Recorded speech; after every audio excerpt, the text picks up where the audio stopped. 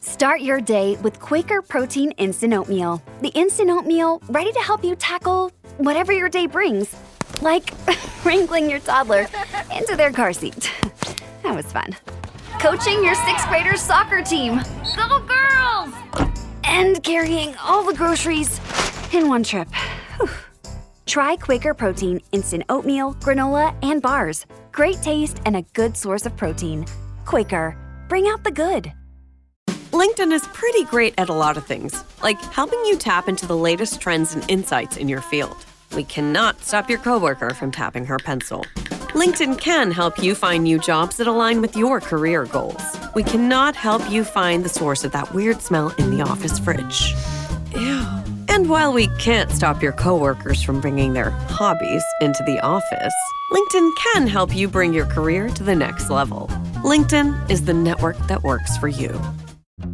Membership means more with American Express Business Gold. Earn 4 times membership rewards points in your top 2 eligible spending categories every month, including eligible U.S. advertising purchases and select media, and U.S. purchases at restaurants, including takeout and delivery. What are you waiting for? Get the card that flexes with your spending every month. Terms and points cap apply. Learn more at americanexpress.com/business-gold. Amex Business Gold Card. Built for business by American Express.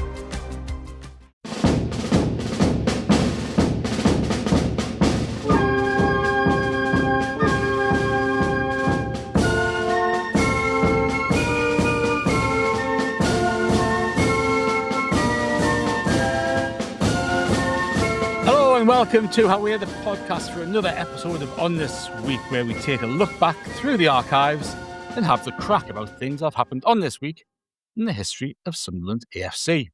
And as usual, I've got Andrew and Kelvin with me today. And Kelvin, this is our 52nd episode of On This Week. We've made it.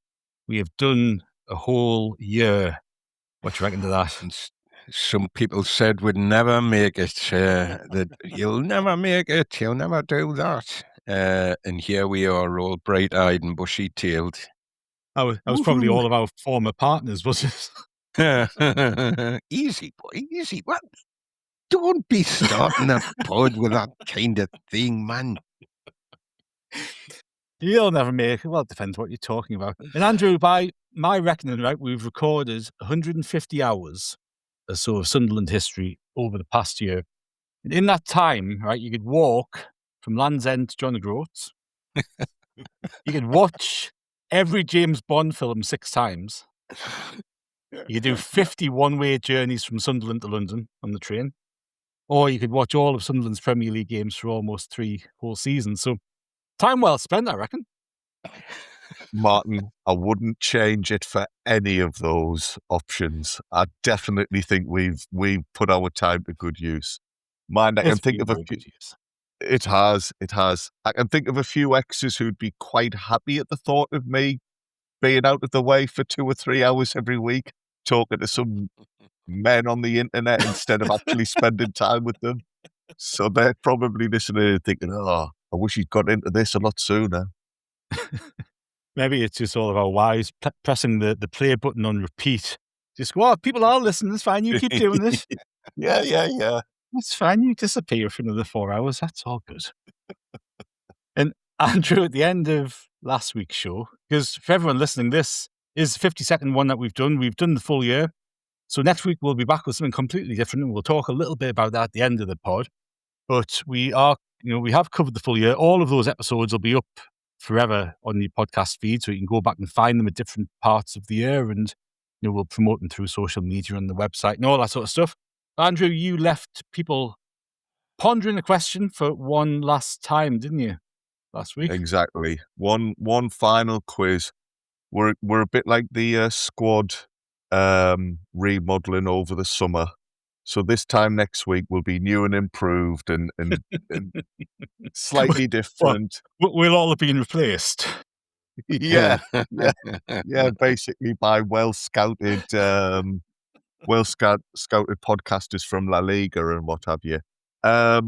Yes, our question, the 1st of May 1920 was the final league match of the season. It was at home to Liverpool and was declared a benefit game to which Sunderland figure? I don't know if the listeners knew this. I don't know if you two lads had picked up on this, but it was Bob Kyle. Do you remember him, lads? Very good, yes, indeed. Aye. It was nearly 15 years into his tenure as secretary manager. He was to be at the club for another 8 years after this benefit game. He remains the longest serving manager in our history. This particular match, lads, was the final one of the season. There was a bumper crowd of 30,000. So, excuse me, you'd like to think he did well out of it, considering that crowd was 12,000 more than had been through the door for our previous game, which was a victory over Bradford Park Avenue. Sadly, this match we did lose. It meant that we finished 5th. Liverpool overtook us, they finished 4th. Whereas had we even scraped a draw, we would have finished 3rd. So I don't know if it's like nowadays where your league placings will earn you an extra couple of million from your Sky TV deal or not. But it was a bit of a shame that they ended up finishing 5th. Any ideas, lads, as to why I picked Bob Kyle for our quiz question this week? Oh, well, I remember we talked about him in the very first episode of On This Week's series that we did, didn't we? Yeah. Exactly. Yeah. You know, some people may or may not recall that when we first sat down and did one of these, he was my first ever deep dive, Bob Kyle, and I thought 12 months on, just a nice way to wrap this all up. I wish I'd like to pretend I'd thought of this 12 months in advance and this was all beautifully planned out. But I thought it was a nice way to tie things up. Bob Kyle was a fascinating character, a major part of our history. I dare say we've spoken about him several times over the year, you know, when he's done various achievements. So yeah, I thought that was a nice little end to the quiz and a nice way to let me thank yourselves, gents, and Chris, and all the other people who've appeared on the pod, because it's been a blast. I've really enjoyed doing it, and ever since that first podcast, it's been a great laugh. No, it hasn't. You know, we are coming back with something different, something fun, something good. That's all related to Sunderland history, aren't we? So we've got plenty of things up our sleeve, which we'll shed a little bit more light on before we wrap up today's show. But we'll actually get started with today's show, because the week that we are covering starts on April the 27th. We're going to go through May the 4th, because I think we started on the 5th of May. So I've got a couple of things from May the 4th to chuck in at the end as well, just so we do complete the full year. But April the 27th, 1929, Sunderland played the game against West Ham United. We beat them 4-1, but this was memorable because Dave Halliday scored his 11th hat-trick for Sunderland, and that was his 43rd goal. I think it's a club record, 4 hat-tricks, and Bobby McKay got the other goal for Sunderland on that day. 1953, we beat Cardiff 4-2 at Roker Park. Trevor Ford got 2, Len Shackleton got 1, and Harry Kirtley got another. And in 1961, Rob Hindmarsh was born in Stannington. Well, hey, somebody who you pretty just fond of, along the road from Morpeth. Yeah, there you go. Very good. We'll claim him as a Morpeth boy, although I have a feeling he moved sort of to the east of the county when he was a lad. But big Rob, good player. He's somebody who we've talked about a couple of times, haven't we, on the podcast over time? Let's have a look and see what we have got up next, because 1996, Sunderland drew 0-0 with West Brom Albion in Roker Park. It doesn't sound like a very memorable game, but this was a game that Sunderland lifted the Division 1 Championship and went up under Peter Reid. We had a barnstorming end of the season. We swatted everybody aside, won record numbers of consecutive games. I think we'd been absolutely superb. And it was a bit of a shame to finish off with a goalless draw, but it got us the championship. We got up. I think Brett Angel was on loan from Sunderland and came on as a sub for West Brom in that game, which was always a funny little aside to that. And almost 10 years later, 11 years later, in 2007, this was a game at the Stadium of Light, which almost sealed promotion. I think bar the kicking and screaming, Carlos Edwards powered one in, didn't he, from 25 yards against Burnley. What And a goal this was, yeah. Brilliant, wasn't it? And such a big occasion at the Stadium. It's still a game that's remembered alongside the Sheffield United playoff game and another memorable game, nighttime game, Friday night, I think it was, wasn't it? And Roy Keane had done a marvellous job after taking over. It's with the club right down the bottom. I think we'd lost our first 3 or 4 games that season. Henry Keane came in. Took a little while to get going, but after the turn of the year, he again got us on such a good run. And this game was an interesting one because Daryl Murphy scored to put us 1-0 up. And David Connolly had a penalty which could have made it 2-0. And you remember the beast from Burnley, Brian Jensen, saved the penalty, didn't he? And then the game quickly changed. Andy Gray, who'd been at Sunderland the previous season, scored a penalty. Yeah. Did more than he ever really did for us in that For moment. And then Wade Elliott for Burnley scored a good goal as well, and he put them 2-1 up, and they got a little bit nervy, but David Connolly got the opportunity to take another penalty. And, this is what Wilson Isidore might have been thinking about last season, mightn't he, when he gets a second chance of a penalty against Burnley. Or Danny Dickio, yeah. Come on, Kelvin. It's too early for stuff like that. David Connolly, to his credit, stepped up. So it takes some doing that, doesn't it? He stepped up, put the penalty away, 2-2. And then Carlos Edwards strode forward on that right-hand side, powered the ball in. You've got Simon Crabtree's famous commentary, haven't you, that surrounds that goal and all sorts. But what a moment. Brilliant moment in the Stadium of Light. Absolutely superb. Was Steve Cotterill in charge of Burnley? He was indeed, yeah. He was. Yeah. So he probably sorry, Kelvin. I was just going to say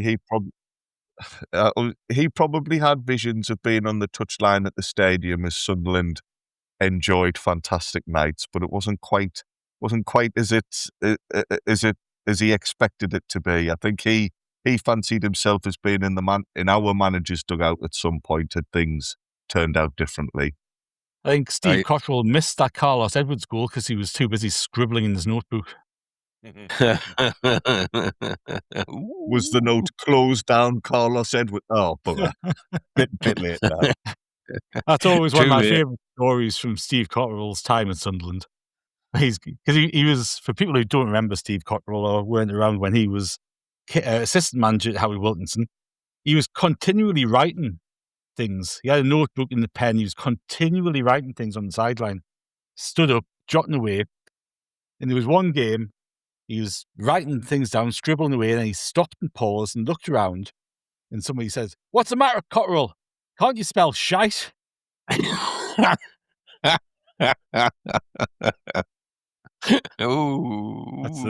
least Steve Cotterill gave us that in his brief time in charge. Martin, when you said, if some listeners can't remember Steve Cotterill, you might also have to explain what paper and pencil is, because nowadays the manager would be doing that on a tablet or an iPad. Yeah, it was it was a really good game. I'll tell you what I liked about that game was Burnley came to play. They kind of they went for us. They were quite. It made for a great game, but I remember going 2-1 down and sitting there thinking, "Oh Jesus, it's going to be one of these nights," you know. But as you say, Connolly puts the penner away, and then Edwards hits that screamer. Now, I'll tell you what I remember as well. It's funny, the games, I know we say this every week, don't we? But it's odd, the things that you remember and that stick in your mind about games. But Steve Caldwell was playing for Burnley that night. And I tell you, he played out of his skin. It was just his nature, he was a pugnacious bugger. And he's got Sunderland running at him from every angle, but he was one of these lads who would just stand up there and do his business, despite the fact he was a Newcastle boy. He is his career, I think, started at Newcastle, didn't it? But, Him I and his always, brother, I think, wasn't it? the two of them. But I always remember that about that night. I mean, it was a great game, great goal from Edwards and David Connolly, who we were talking about last week. He played well that night as well. Aye, good game. And Caldwell had a bit of a point to prove to Roy Keane as well, which was probably Yes. a bit of motivation behind his performance that night, wasn't it? There were Well, definitely. And I would say if Keane was being fair, he would probably say, "Aye, right, mate, you proved your point." Because he swatted and batted and tackled, and he was canny on the ball, him as well. I'm not saying he was Beckenbauer, but he wasn't too bad on the when he had the ball at his feet. Steve Caldwell. Aye, funny the things you remember. It is. Caldwell had been decent in our previous promotion season. Something that you're talking about, moments that stand out in the Edwards one and that. I remember watching the highlights back, and this has become quite iconic. Somebody had a camera on Niall Quinn, and when Edwards scored that goal, you just saw him jump to his feet in relief as much as anything. And Quinn had been through the ringer that year since taking over. So, I'll never forget Niall Quinn for a great many things he did for Sunderland, but that was a night where he got his reward for his service to the club. So yeah, a lot of special moments that night, I think. When you always felt about Quinny when he wasn't playing and he was watching a game. I feel like this when he does his TV punditry. He's just a fan, isn't he? He's just sitting watching the game, like a blooming fan. I always like that about him. He's got that common touch, hasn't he? He's got that ability to sort of relate to the common people. And there's no more common than me. It's getting there first, Kelvin. Defensive stroke there. Yeah, that's it. And it's interesting when you look at that season, because in this week in history is the Fulham game, only a year before, which our only home win of the season. And, the scale at which things had changed in those 12 months, there was just desperation around the club at that point. Bob Murray wanted to sell. He was desperate to sell. Who'd, gone down with a really awful points total. And it was just hopeless, wasn't it? It felt hopeless at that point.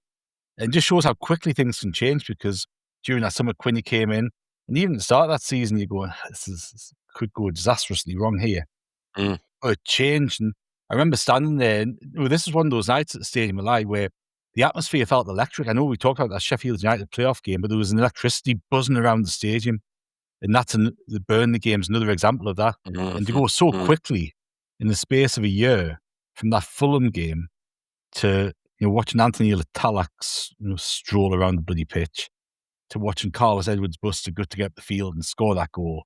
It's just a world of difference. But it's just a reminder how quickly things change, and it goes in both directions sometimes, doesn't it? Yeah. It does. Like you say, momentum is a massive thing, and it could have very easily gone the wrong way because at the start of that year, it wasn't looking great. Just to emphasize that point about how quick the turnaround was, Martin, you think of all of our promotions in our history, that is the only time we have been relegated from the top flight and made an immediate return. So look at Martin there, just quickly running through his mind, thinking, hang on, is Andrew talking rubbish there or not? We did it in Division 3 under Dennis Smith, but normally, whenever we've come down from the top flight, it's taken us a little while to get back on our feet. So to do it, given the financial mess we were in when he came along, wow, all credit to Quinn. And you could say that about several episodes in Sunderland history. No, that's right. I was thinking back to, when Peter Reid was in charge and we went down. Obviously, we had a playoff campaign season, then we went up the following season. the same under McCarthy. We had a good season got knocked out of the playoffs, unfortunately. Next season, we won the title. So even though that was the first time, I hadn't actually clicked on, and that had been the only time that we'd done it from the Championship to the Premier League. But at that time, that period, we were used to, if we went down, we'd compete. And we'd be up there and we'd be pushing for promotion. So the early weeks of that season were kind of like, what on earth's going on? Even though Quinny had taken over, we didn't have a manager. We didn't, we had players who obviously didn't want to be there, players who weren't good enough, players who they'd brought in on free transfers just to fill some squad places up who, a lot of them didn't last for too long. But yeah, the turnaround was magnificent. That game against Burnley topped off an excellent season. Another really good run-in happened 7 years later. This was in the Premier League, and this was Gus Poyet's great escape. And on the 27th of April in 2014, this was the Cardiff game, which we beat them 4-0 at the Stadium Light. Connor Wickham got 2 goals. Fabio Barini scored from the penalty spot. And Wearside Jack, Emmanuel Giaccherini, got the other goal as well. Wearside Jack. Cardiff fans were no closer to catching them, I can tell you that much on that now. I think we just lost Andrew, and I'm going to come to Andrew now for take us all the way back to 2021, but he's going to need a moment to compose himself. Dear me. Yeah, moving on swiftly, I think. Sorry, what was it you said, Martin? What are we doing now? One. It was a game against Blackpool. Yes. Only 5 years ago, but it somehow feels like a lifetime ago. We lost 1-0 at home to Blackpool behind closed doors. And I don't know about yourselves, boys, but that season is very hard to remember individual games. I think normally I can remember regular seasons because, I watched that game with so-and-so, or I was late to that game because this thing was happening or whatever. There's always a story to each individual game. Whereas because it was behind closed doors and nobody was there, everything just merged into one and you were just sat on your own. And Martin, I don't wish to be rude, but this must be something that it sounds quite familiar to me. But yeah, it just a lot of the regular markers of games and of seasons weren't there, and a lot of people were experiencing it in a very different way to usual, and a way that I don't think did the club much good. I think the club and a lot of clubs and a lot of teams struggled without fans in the ground.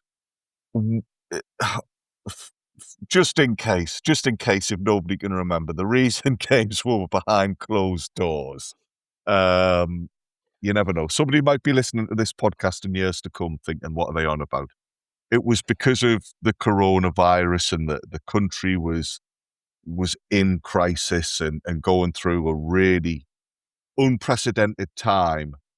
And see, I thought it was because the referee the previous week had been pelted with oranges. I tell you what, it was a bloody good throw because all the fans were outside the stadium and like lobbing them over the roof. Yeah. Back to the game against Tangerines, Andrew. Oh, yes.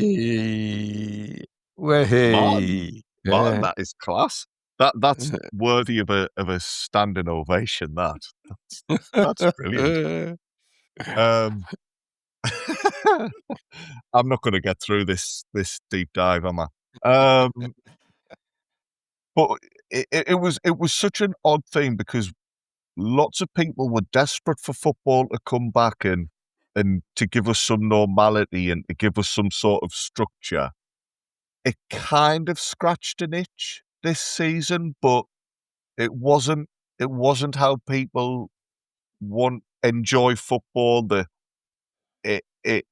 lack of crowds made it a very different experience. And also in pure football terms, that season for Sunderland was a struggle. I mean, the novelty of League One had worn off. As a club, we should have been, without wanting to sound too big-headed, our resources meant we should have been bossing that level. And we were in danger of I don't know, not quite becoming also-rans, but certainly in this season, we didn't stand out particularly. We were part of the chasing pack, but we'd kind of lost our aura a bit, and we weren't as strong as we should have been. And like that season, I don't know if you remember, we were always there or thereabouts in the promotion shake-up, but we could never step away from the others. There was always a duff result to kind of peg us back. Is that fair? Is that how you remember it, Kelvin? Or Yeah.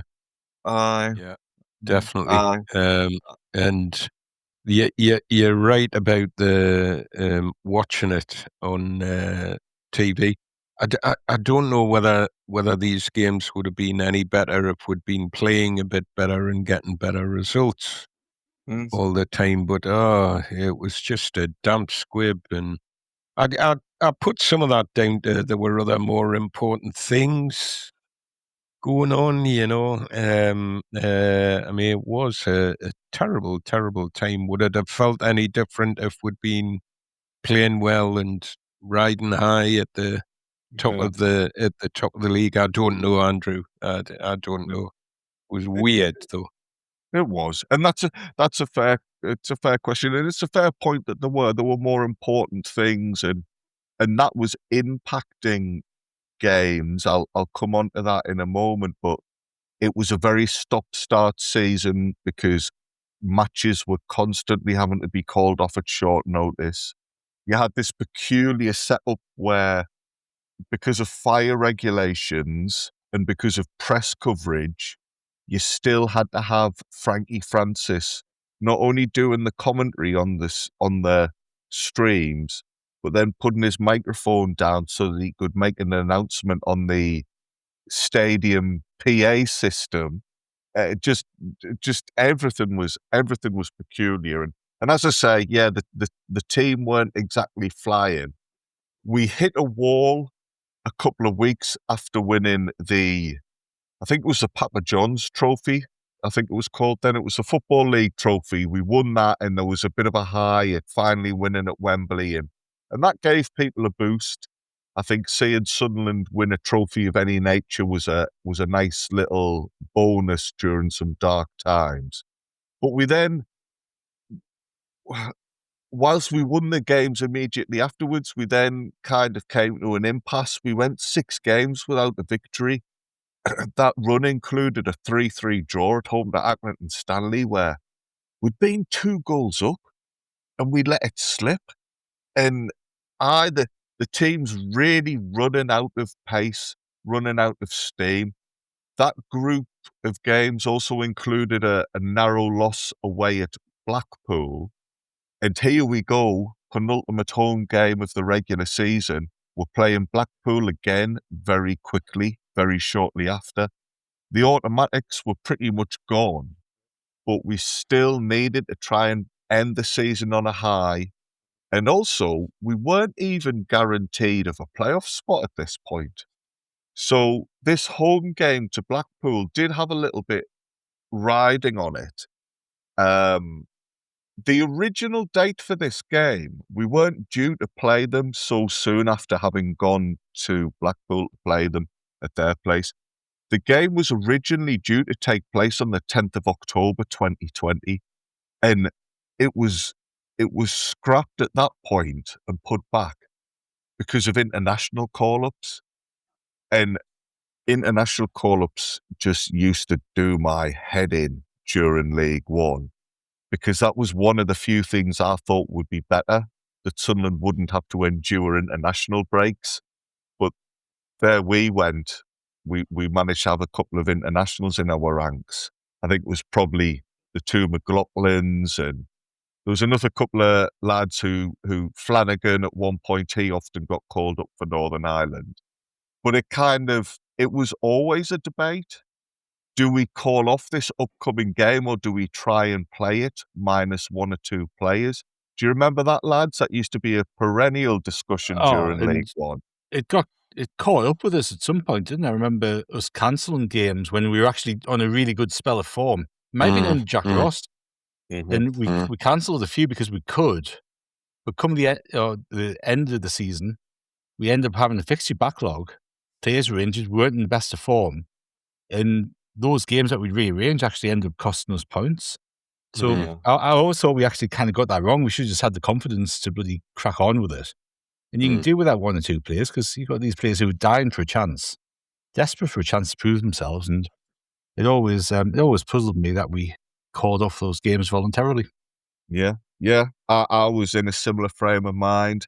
I mean, I don't know, Kelvin, did you see it like that, or Yeah. would you? I would have.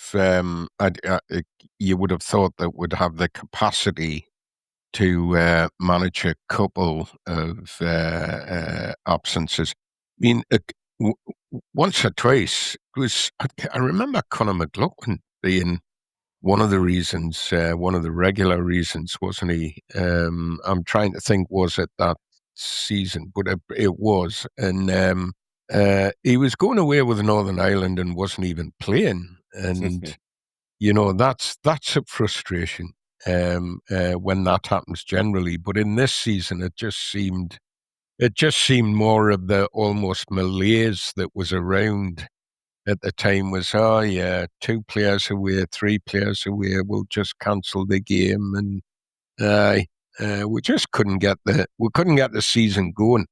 Yeah, I think you might have said that earlier. It was right stop start.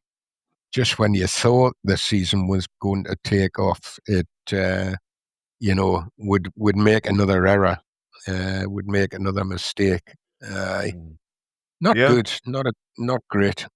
No, it wasn't great. The international breaks as well, maybe not necessarily this season, but certainly during the League One era in general. I think a couple of times it would be things like a kid had been called up to one of the underage international squads, and you'd be thinking he wasn't going to be anywhere near the first team anyway. But there you go. So yeah, the original game was due for the October, and it didn't happen then because of international call-ups.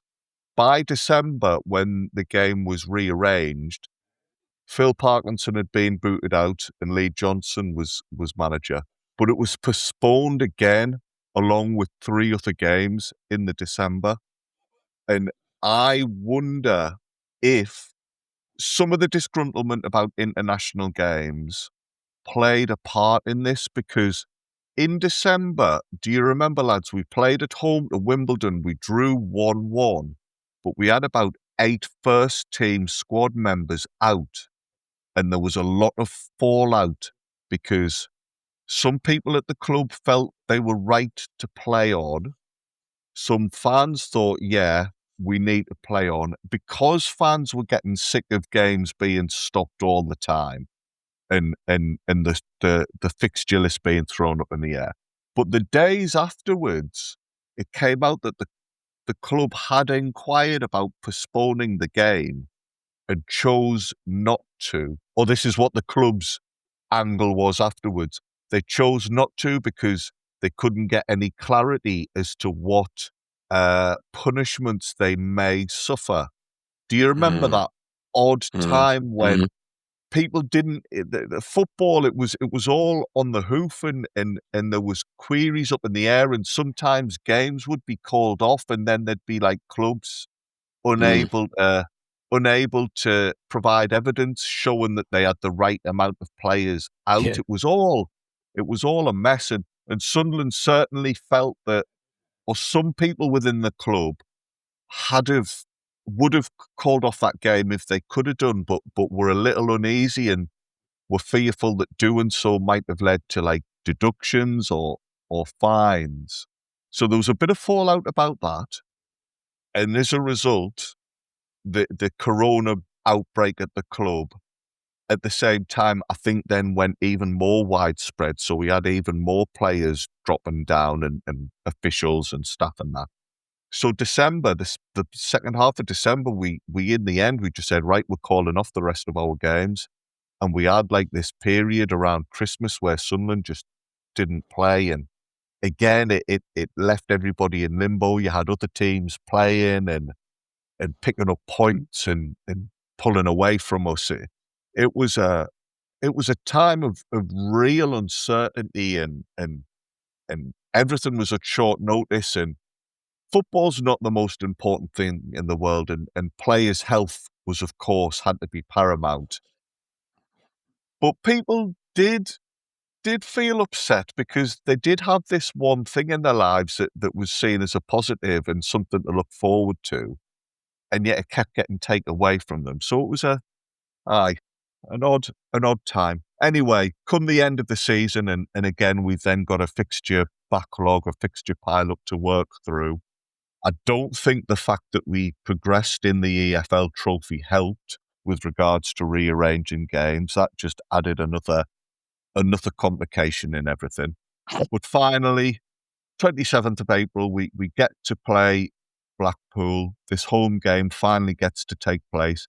The starting 11 is Lee Burge, Max Power, Denver Hume, Grant Ledbetter, Luke O'Nien, Bailey Wright, Lyndon Gooch, Josh Scowen, Charlie Wyke, and the two Aidens, Aidan O'Brien and Aidan McGeady. Carl Winchester, Jordan Jones, and Ross Stewart came on from the bench. They were substitutes. The unused substitutes were Remy Matthews, Callum McFadzean, Jack Diamond, and Chris Maguire. And it's a mixed bag, that. It's a mixed bag. There's actually some names there that we've got a lot of time for and who played Andrew, their part. We're going to have to put some sort of like trigger warning at the front of this pod now, aren't we? Fair enough. Aye. There's one or two names in there who, bless them, they were off their time, and yeah, maybe just indicated where the club were at that period. Neil Critchley's team, Blackpool, had Ethan Robson playing for them, who was a Sunderland player I never minded, and I thought maybe we could have arguably kept on in the League One days and got something out of them. And whatever the opposite of a trigger warning is, because also playing for Blackpool that day was some lad called Dan Ballard. That's Dan, lad, yeah. Ellis Sims was an unused sub for them that day, but Dan Ballard played for them, and yeah, so that was kind of like, I don't know, a little Easter egg for Sunderland fans. Maybe that was a higher power saying, "Hey, just stick with it because there's some canny times ahead for you. There's going to be this lad playing for you in the Premier League." Match reports, looking back on them, suggested Sunderland were off colour in this game, but that's not how I remember it. Or something's caught Kelvin's attention. I've not said something wrong, have I? No, it's the dog. Oh, okay. Well, the dog's desperate to get on this podcast, like. As soon as you said McFadzean, the dog started going bonkers. 4 minute in the mouth and stuff like that. The match reports are all have this narrative of Sunderland were kind of misfiring and still not at it.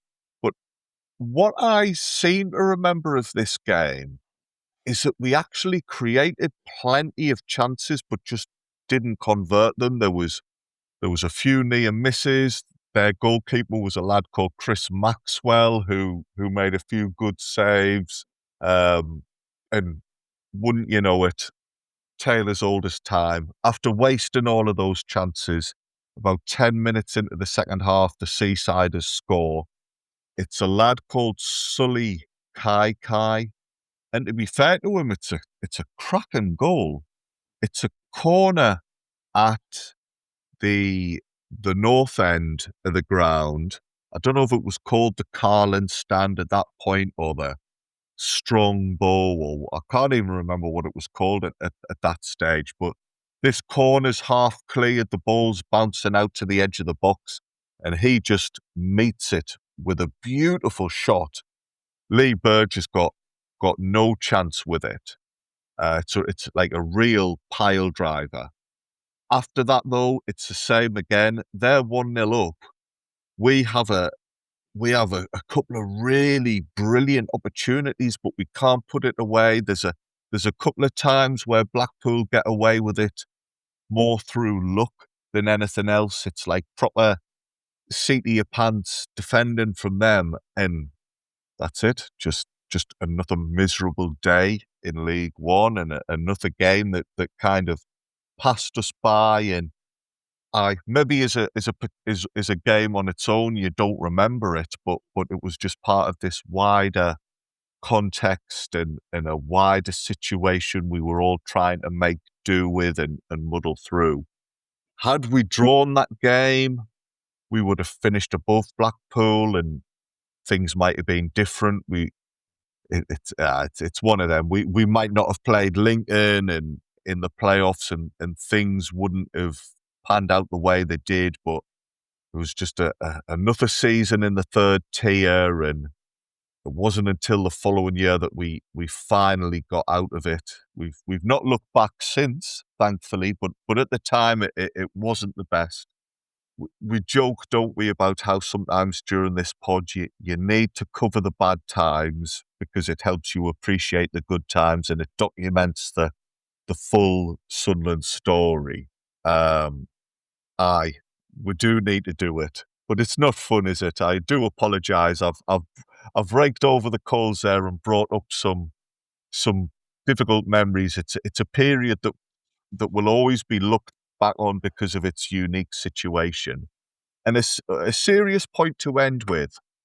This was a time when many people were out of work, many people were on furlough, money was tight, and yet the club were asking supporters to stick with them, and they were asking supporters who'd bought season tickets to leave their money in the club. People were effectively paying hundreds and hundreds of pounds for a stream of a game that wasn't always the best quality.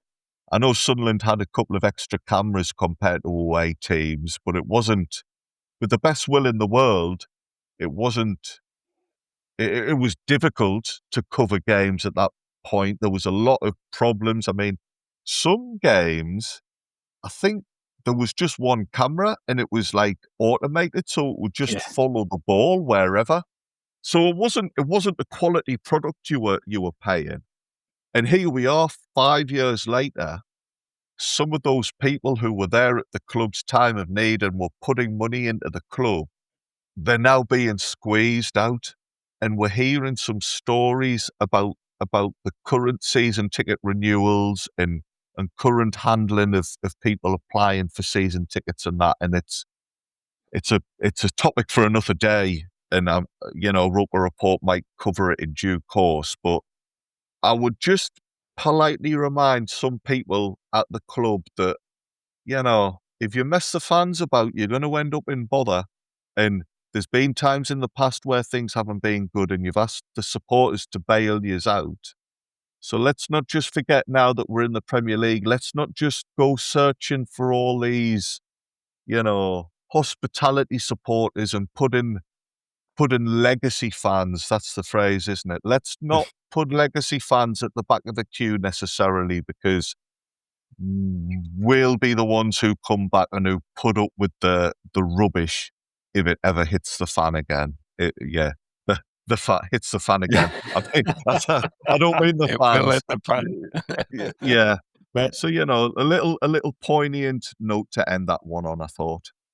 When it's the fan that some of the team lineup's been read out during that season. Yeah. It is salutary, mind it.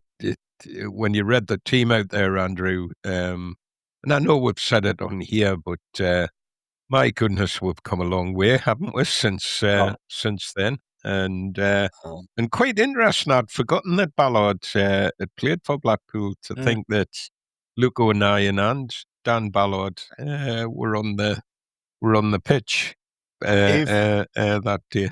Yeah. If anybody said on, what was it, 27th of April 2021, there's two lads on that pitch who are going to play in the middle of defence for Sunderland in the Premier League. No, there's not, son. I'm not too sure. I know you've been isolating, but you want to take another COVID. Just pretend you're not suffering. No, it's all part of the history, isn't it? That's what makes the whole story up. And those sort of experiences and those sort of, I'm going to talk about the behind closed doors stuff, because that was a unique period of time, wasn't it? But going through those periods where we are struggling and having to watch that quality of play, with no disrespect to them, but it does make you appreciate what we've got at present, doesn't it? And what we've got now. And I think I've said before, I think if you go to a football club and you're watching them win every week, up in the top 3 or 4 of the Premier League every week, you can't appreciate it because you've got no frame of reference for what that is. That's just the normal, and it's very easy to become complacent with the normal. You've got to be able to see the full gamut of what's possible to appreciate it when you actually come along some good times. So it's the equally important stories to tell, just as we talk about cup final wins and all sorts of stuff. Equally important to delve in a little bit to the bad times, isn't it?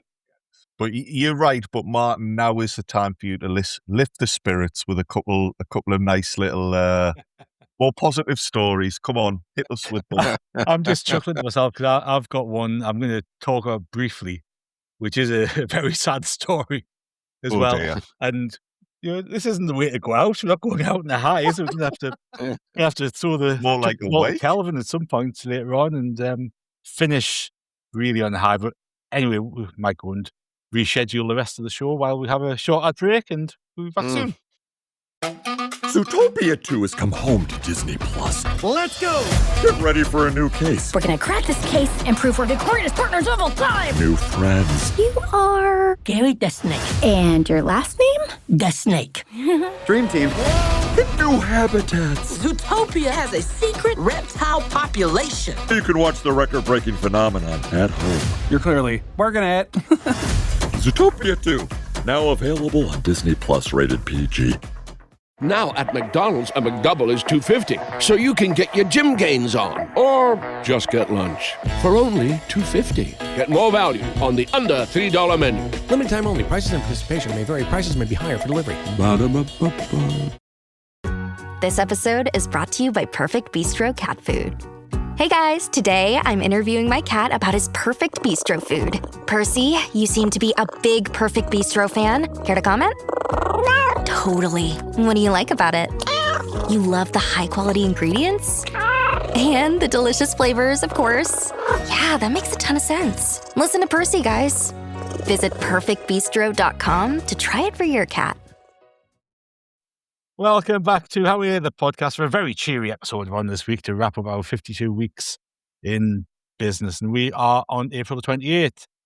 Oh, here we go. 1962, we missed out on promotion by a point after drawing with Swansea 1-1. Swansea Town, as it was.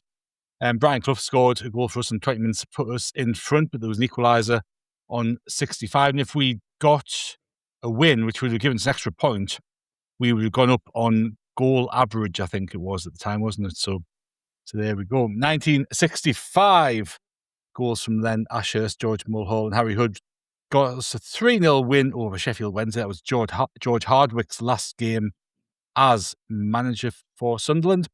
1984, this sounds like a great game at Roker Park. You might remember this one, Kelvin. It was a game against Birmingham City, and we beat them 2-0 with 2 penalties from Leighton James. But it seems, 2-1, 2 penalties for Leighton James, and Billy Wright, not that Billy Wright, got a penalty for Birmingham. But it seems a bit of an edgy game. I think Rob Hindmarsh, who we talked about earlier, he was sent off. Mick Harford, who was playing for Birmingham, was sent off. Yeah. Well, it was Leighton James was working his oracle. He was the when he when he didn't play for us, he was a player that all the fans loved to hate, when he was playing for us.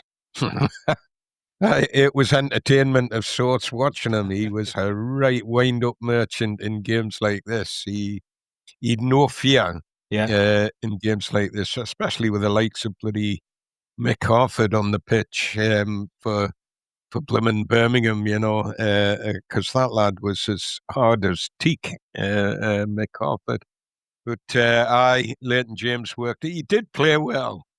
And, he scores 2 penalties. And he was dead gallus. He was a dead gallus penalty taker.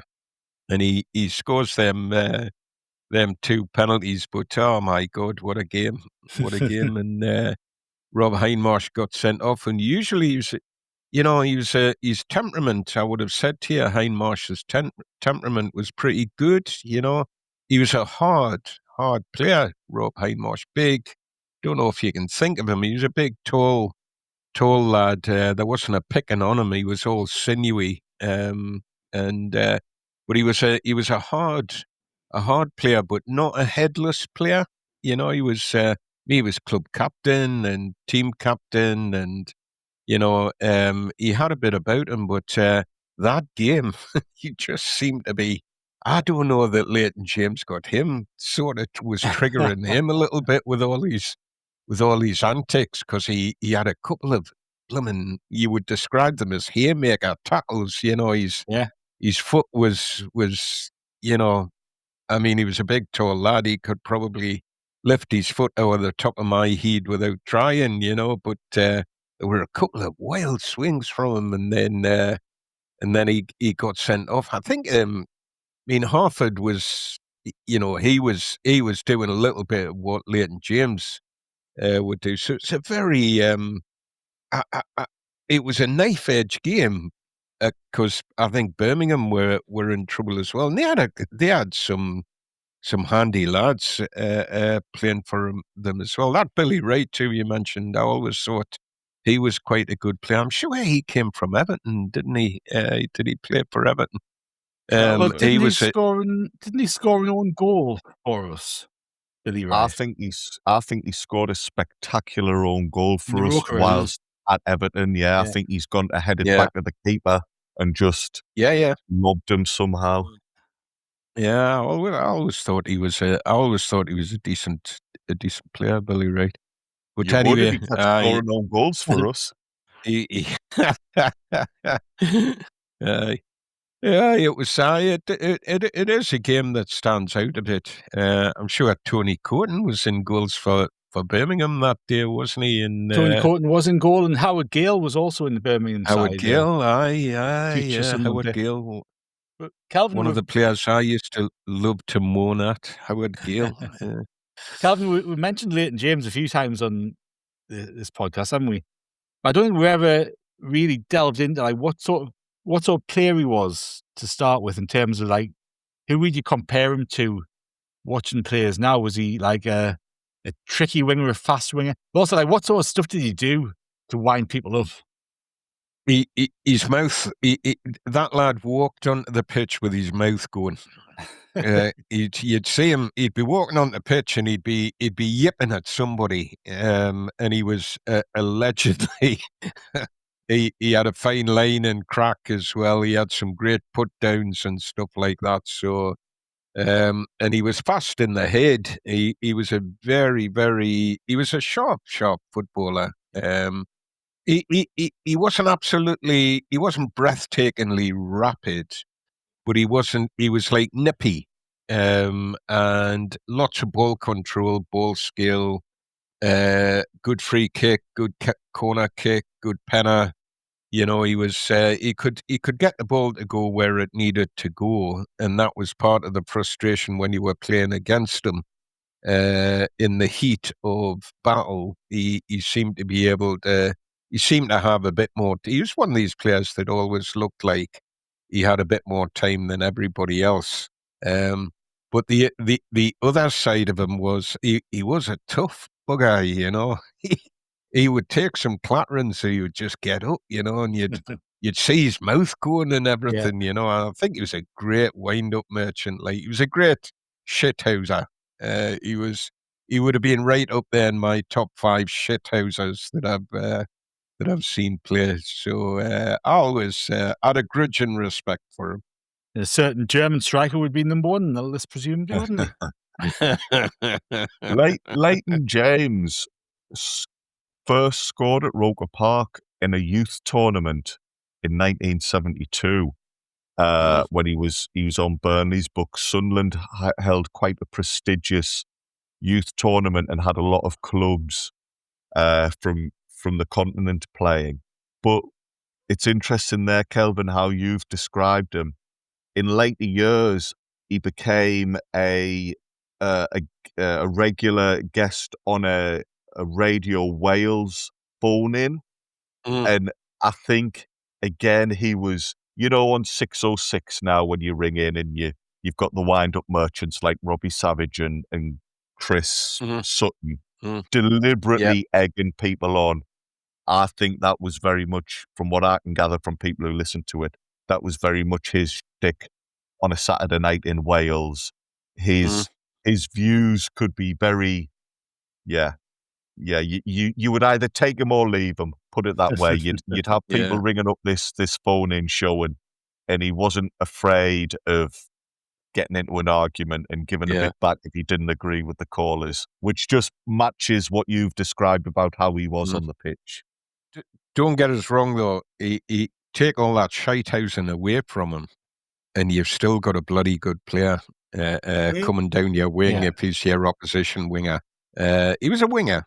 He used to dabble with coming inside and playing in the midfield, but I always felt he was better. You saw more of him out on the wing, and he would hug his touchline. And as I say, he was a brave. He was a brave lad. He would take some tankings of people sometimes, but still get up and play on.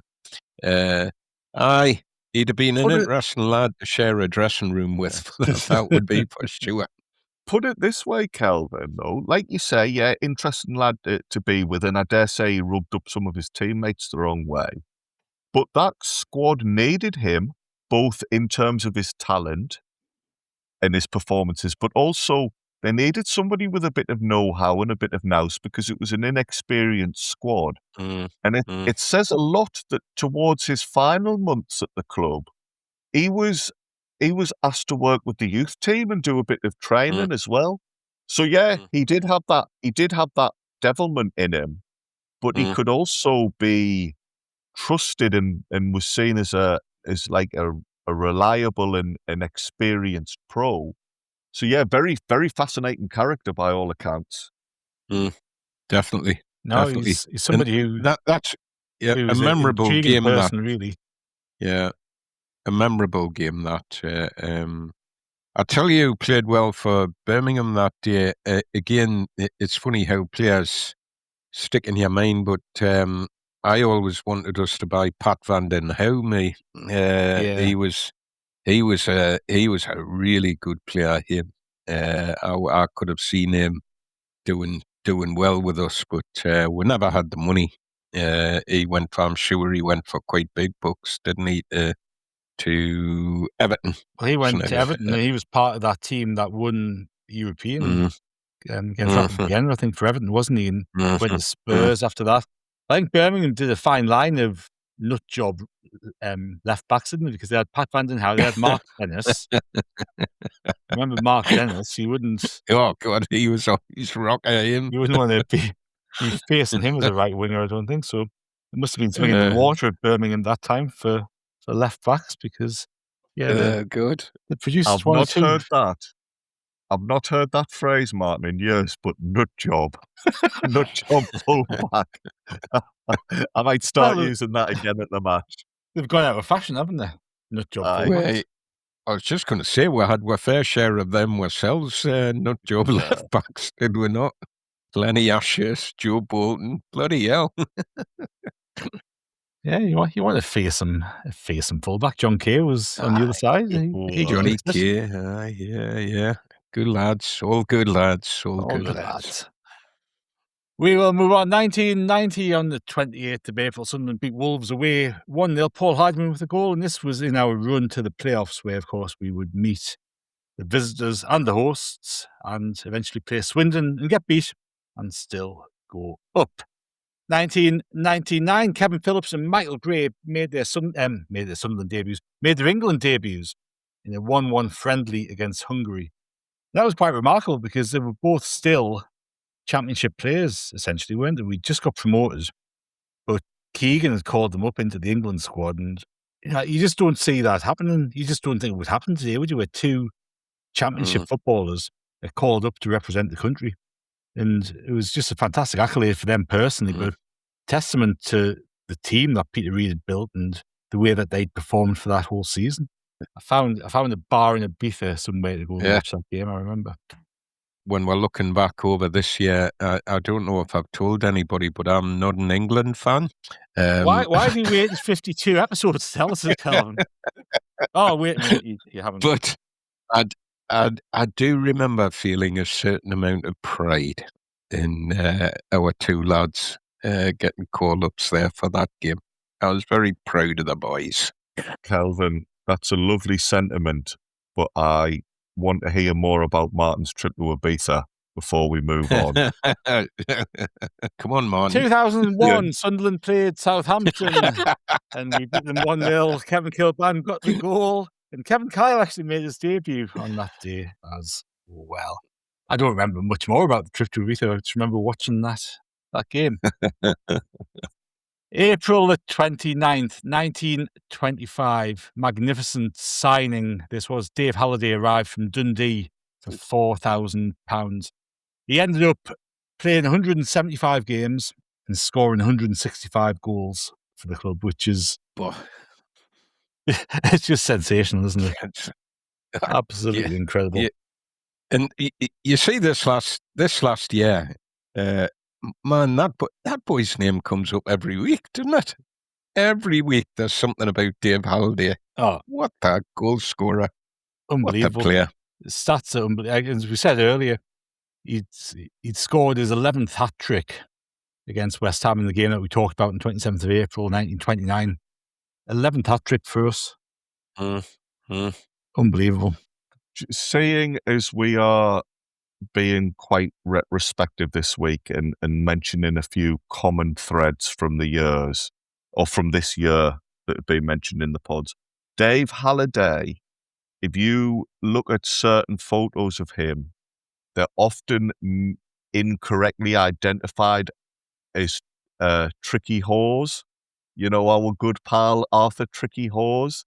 There's a lot of photos from the time where the two of them get confused because in certain, not necessarily when they were stood next to each other off the pitch, but in games, I think they must have had a similar style of movement. And there's some very famous photos of Dave Halliday, for example, that historians have since looked at and said, that's not Dave Halliday playing for Sunderland, you know, that's Tricky Hawes. Yeah. So there's something to be aware of if ever you're looking through the archives. Those two often got mixed up in the 20s. Halliday should have listened to my advice and avoid Tricky Hawes. That's what he should have done. Oh, come on. We'll get the DeLorean out and you can go back and have a word with him and maybe you can steer him in the right direction. Not that he needed too much steering in the right direction with 165 goals. But seriously, games. What a goal scorer! And I've got a biography in the house on him, and it's called Forgotten Hero. And I think there is something about when he played for Sunderland that era.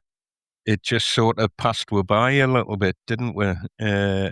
He hasn't got anything to hang his hat on in terms of, look what I won you when I played here. So what a boy, what a player, what a legend. Well, indeed, and you know what the club should do is one day have some sort of Legends Walkway and put some sort of commemoration to Dave Halliday in it. I think that's probably a good idea. Now, this one is a really sad story which I uncovered when researching this week's episode. So, 1961, 29th of April, George Hurd made his debut against Liverpool. It was a 1-1 draw. Nick Sharkey got our goal in that game. It was a game at Roker Park. In goal for us was a lad making his debut as well called Keith Hurd, spelled Hird. And I thought, quite a coincidence. You got two players called Hurd, both making the debut, but I'd never heard of Keith Hurd before. So I did a little bit of digging. He's a local lad who'd signed for Manfield playing. And this was the only game he played for Sunderland. He'd come in after Peter Wakeham missed out on this game. Played in this game. This was the only game he played. He went to Darlington a few years later. Played a few games for them, not too many, but he played a number of games for them. But in 1967, his body was pulled out of the River Tyne, and apparently after he'd left Darlington, he'd pretty much given up football. He was only 27 when his body was found, and he'd gone back to work at a local factory. He was living with his parents again in South Moor in Stanley, and the newspaper reports of his body being found, of his death. A fellow called Dr. Jack Ennis had said that Hurd had died from drowning and gave a verdict of suicide because he'd said otherwise he'd been a very fit and healthy young man. It's funny stories where you find a little thread to pull out, don't you, when you're looking at the past and you go down a route and you don't know where it's going to take you. And it was quite not a very nice surprise when you pull that one out of the archive. But it's a story worth including. When you're mentioning as well places that like Southmoor and Stanley, we pass through them on the way to the game every time we go. That's the way the buses go, and we pick up in Stanley as well. Sometimes there's 3 or 4 lads quite often get on and lasses some get on the bus there, and it does make you. It pulls you up when it's sort of on your doorstep a little bit, hearing about that. Aye, sad one, sad situation that.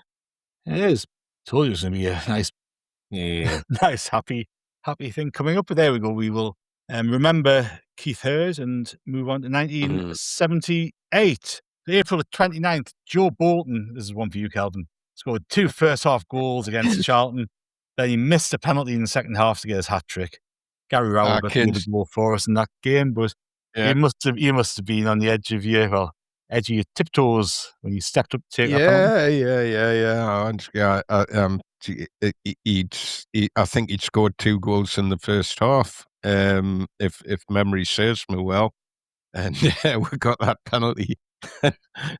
And it's one of them surreal moments. It's like I can still see it in slow motion, and I'll tell you that ball sailed high, handsome, and wide into the goal. I always remember, what I remember about that is the look on Joe's face. He just looked like he was just smiling. He's like, "Way, Mr. Hartrick, and he just spun round and he didn't half hit it. I think it hit the back of the full end. It probably went down the back steps. It wasn't close for sure. He went for power. He actually played. He played really, really well that day. It was a damn shame because we saw him at his best. Charlton, they weren't the best team at that time. Charlton, and we steamrolled them. It should have been about 6-7-0. But he had a really good attacking game that day. He's 2 goals, cracking goals. He's a good attacking fullback when he got his head of steam up, and he had this great. I suppose you would say it was a trick. But he could flip the ball from his left foot to his right and sort of duck in.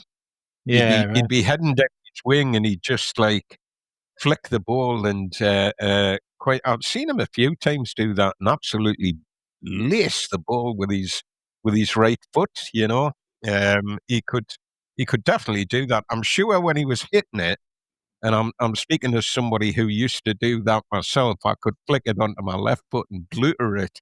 Well, I was never quite sure where it was going to end up. But he seemed to have the knack of, because he scored a few like that, where he tucks in onto his right foot when he's got a full head of steam up and absolutely slams them into the back of the net. But he missed that. He missed that pin, and I just loved the look on his face. He hey, it's a game of football, lads. Hat-trick, I don't care. He just turned round and back on with the game. There was a bigger roar for the penalty miss than what there was for any of the other goals, and there was some good goals scored. It was brilliant, brilliant stuff. A memory, one of my, I'd stick that in one of my top 10 memories of Roker Park was Joe's face. That ball, it came down with snow on it. That's how high it went. Brilliant stuff. Brilliant stuff. Good memory, that one. Good stuff. 1986, we beat Shrewsbury 2-0 at Roker Park. Eric Gates and Mark Proctor with the goals. In 1989, the Colin Pascoe goal beat Brighton 1-0. 2005, we talked about the Leicester game where Caldwell scored and we got promotion last season, didn't we? This was the game at West Ham where we beat them 2-1. Stephen Elliott got a goal with 2 or 3 minutes remaining to give us the championship. I think we'd been 1-0 down. Julio Arca had equalised, and then Stephen Elliott had got the winner. That was a Friday night game as well. It must have been live on TV. But yeah, Mick McCarthy getting us back up, and I still think that was one of the best managerial jobs that's been done at Sunderland, getting that team back up, because really, if you look at it player for player, didn't have a great deal of right to win the championship, but McCarthy managed it. Now we're going to move on to April the 30th, 1913. We got a 1-0 win over Bradford. Charlie Buchan scored his 30th goal of the season. And this gave us the league title. We got a new top flight points record. But the interesting thing about this is we hadn't won in the first 7 games of the season. We'd lost 5 out of the first 7 and drawn the other 2. So we'd gone in the first 7 games, only 2 points. We ended up winning the league and setting a new points total for a league season. So it's not a bad way to turn things around after a slow start. 1955, we beat Everton at home 3-0. Ken Chisholm, Charlie Fleming and Billy Bingham with the goals there. In 1973, Kelvin, this was obviously a few days before the cup final. A 1-1 draw at Orient. Trevor Swinburne made his debut for the club in goal. And David Young scored. And Ian Boyer, the 22-year-old Ian Boyer, was in the Orient side that day. This was Sunderland's 8th game in 20 days in the lead up to the cup final. It's remarkable how we managed to deal with our fixture pile-up, isn't it? Oh, it was bonkers schedule. You'd like to think that it wouldn't happen today. I used to always think of that when Jose Mourinho was whinging on about blimmin' fixture pile-ups, and I always used to feel a bit of a dinosaur, because I'd be like, you want to try 1973, we just, it was it felt like 3 games a week. It was bonkers. But looking back on it, lads, it does all add to the memory of it wasn't just a cup run and a cup final. We were fighting a relegation battle. Yeah. And Stoker wasn't going to, and he kept on. That was one of the few times where he didn't play his strongest team. It's one of the few times I'm aware of in that run where he didn't play his strongest team. He always said, staying in this division, that's the priority, and I'll play my strongest team. But he did rest a few lads. And Orient weren't that bad a team. They had some decent players in their team at the time. So it was a stiff run in. So it was. But David Young. He obviously was trying to force his way into the 11, and I think Stoker liked him. He bought him to play him alongside David Watson. Yeah, and Richie Pitt.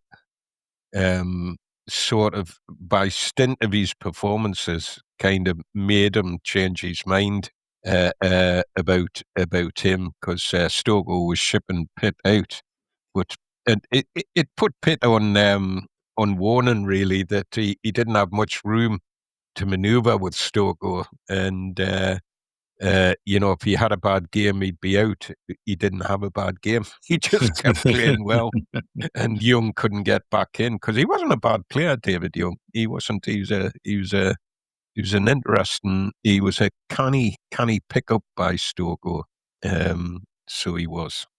It always puzzles me and intrigues me in equal measure when you read about Bob Stoker and Richie Pitt, because it seems if he just took a dislike to him, and for whatever reason wanted to get him out of the club, and then Richie Pitt's performances forced his hand. He couldn't leave him out the side. Yeah. That was definitely it. And I mean, he told Pitt. I think I spoke about that on the pod, didn't I? Him and Stoker had a falling out after a game at Preston. One of these games earlier in the cup run, where we were struggling to get games in and having to play midweek. It wasn't just the cup run and the replays. There'd been a flu epidemic at the club, and if you look at where league fixtures over that Christmas festive period, we'll hardly play a game for 2-3 weeks. We'll hardly play a game, so we had accrued games that we needed to play from that period as well. But I just didn't seem to like Pitt. He didn't seem to fancy him, and had told him after the bust-up in the dressing room at Preston, where he accused Pitt of losing his man, and Pitt told Stoker it was a case of mistaken identity. And they'd had a bit of a fallout, and then Stoker said he had to go and see him at 9:00 the next morning after that game, and Pitt went in, and Stoker told him he'd bought David Young, and that he would be his first choice, and Pitt would be on his bike. He could. You don't often associate that kind of thing with Bob Stoker, do you? No. He always comes across as genial Uncle Bob, but he definitely had that side to him. And Pitt was one of the players who would have struggled if he dropped these levels. That what went for him? God, you've distracted me here. We're down a tangent. But I'll tell you what went for him, and what sometimes goes under the radar a bit, is he was a really good foil for David Watson. And the two of them actually did play really well together. They seemed to have this kind of natural ability to play with each other. And it's funny because they were both similar-ish. They would both be what I would call strike centre halves. If a high ball was coming, they would both go for it. Watson was a better player in every facet, but Richie Pitt he had skill himself. He'd been in England schoolboy cap at he was recognised internationally at age grade. So a fine player in his own right. But Stoker, I don't know what it was. He just didn't seem to fancy him, but he couldn't stop picking him because he was pulling 8 and 9 out of 10s every game. It probably worked for Pitt. To be fair, it would be interesting to get his angle on that. Did it make him play? Because watching him before 73. I saw quite a lot of his games as a youngster. I would have said to you that he was a bit inconsistent, and to me that it always looked like concentration. He would just lose his concentration, lose his man, or but he could definitely play. He was a good centre half, Richie Pitt. Yeah, aye. Happy days. That was a lovely little tangent. Thank There you we for go. that. That is quite all right. 1977, Sunderland beat West Brom away from home 3-2. Tony Towers got 2 goals and Bob Lee got 1. 1988, Sunderland played Port Vale down in Vale Park, and Eric Gates' goal gave us a 1-0 win and secured promotion back to Division 2. It had been a bit of an up and down year, really, calendar year for Dennis Smith's side. We lost a few games where we should have won. We've spoken about a few of those games, haven't we, over the course of the past few weeks, but we finally got over the line, and Gates' goal got us up. 1994 on April the 30th. This sounds like the most un-Mick Buxton game ever, but Mick Buxton was in charge of Sunderland because we beat Tranmere 3-2 at Roker Park. And incredible start of the game. Phil Gray scores in the first minute. Craig Russell scores after 3. Martin Smith goes off injured after 4 to be replaced by Lee Howie. Phil Gray gets another one on 22 minutes. So we're 3-0 up in 22 minutes, and we've already used one of our subs. Then it all kind of just goes back to normal for Mick Buxton. We stop the forward momentum. Tranmere get a couple of goals to make a bit more of a game of it than it should have been, but we do end up going over the line. And Andrew, you'll know this off the top of your head, but I've got a feeling we were wearing next season's strip for this game. Ooh.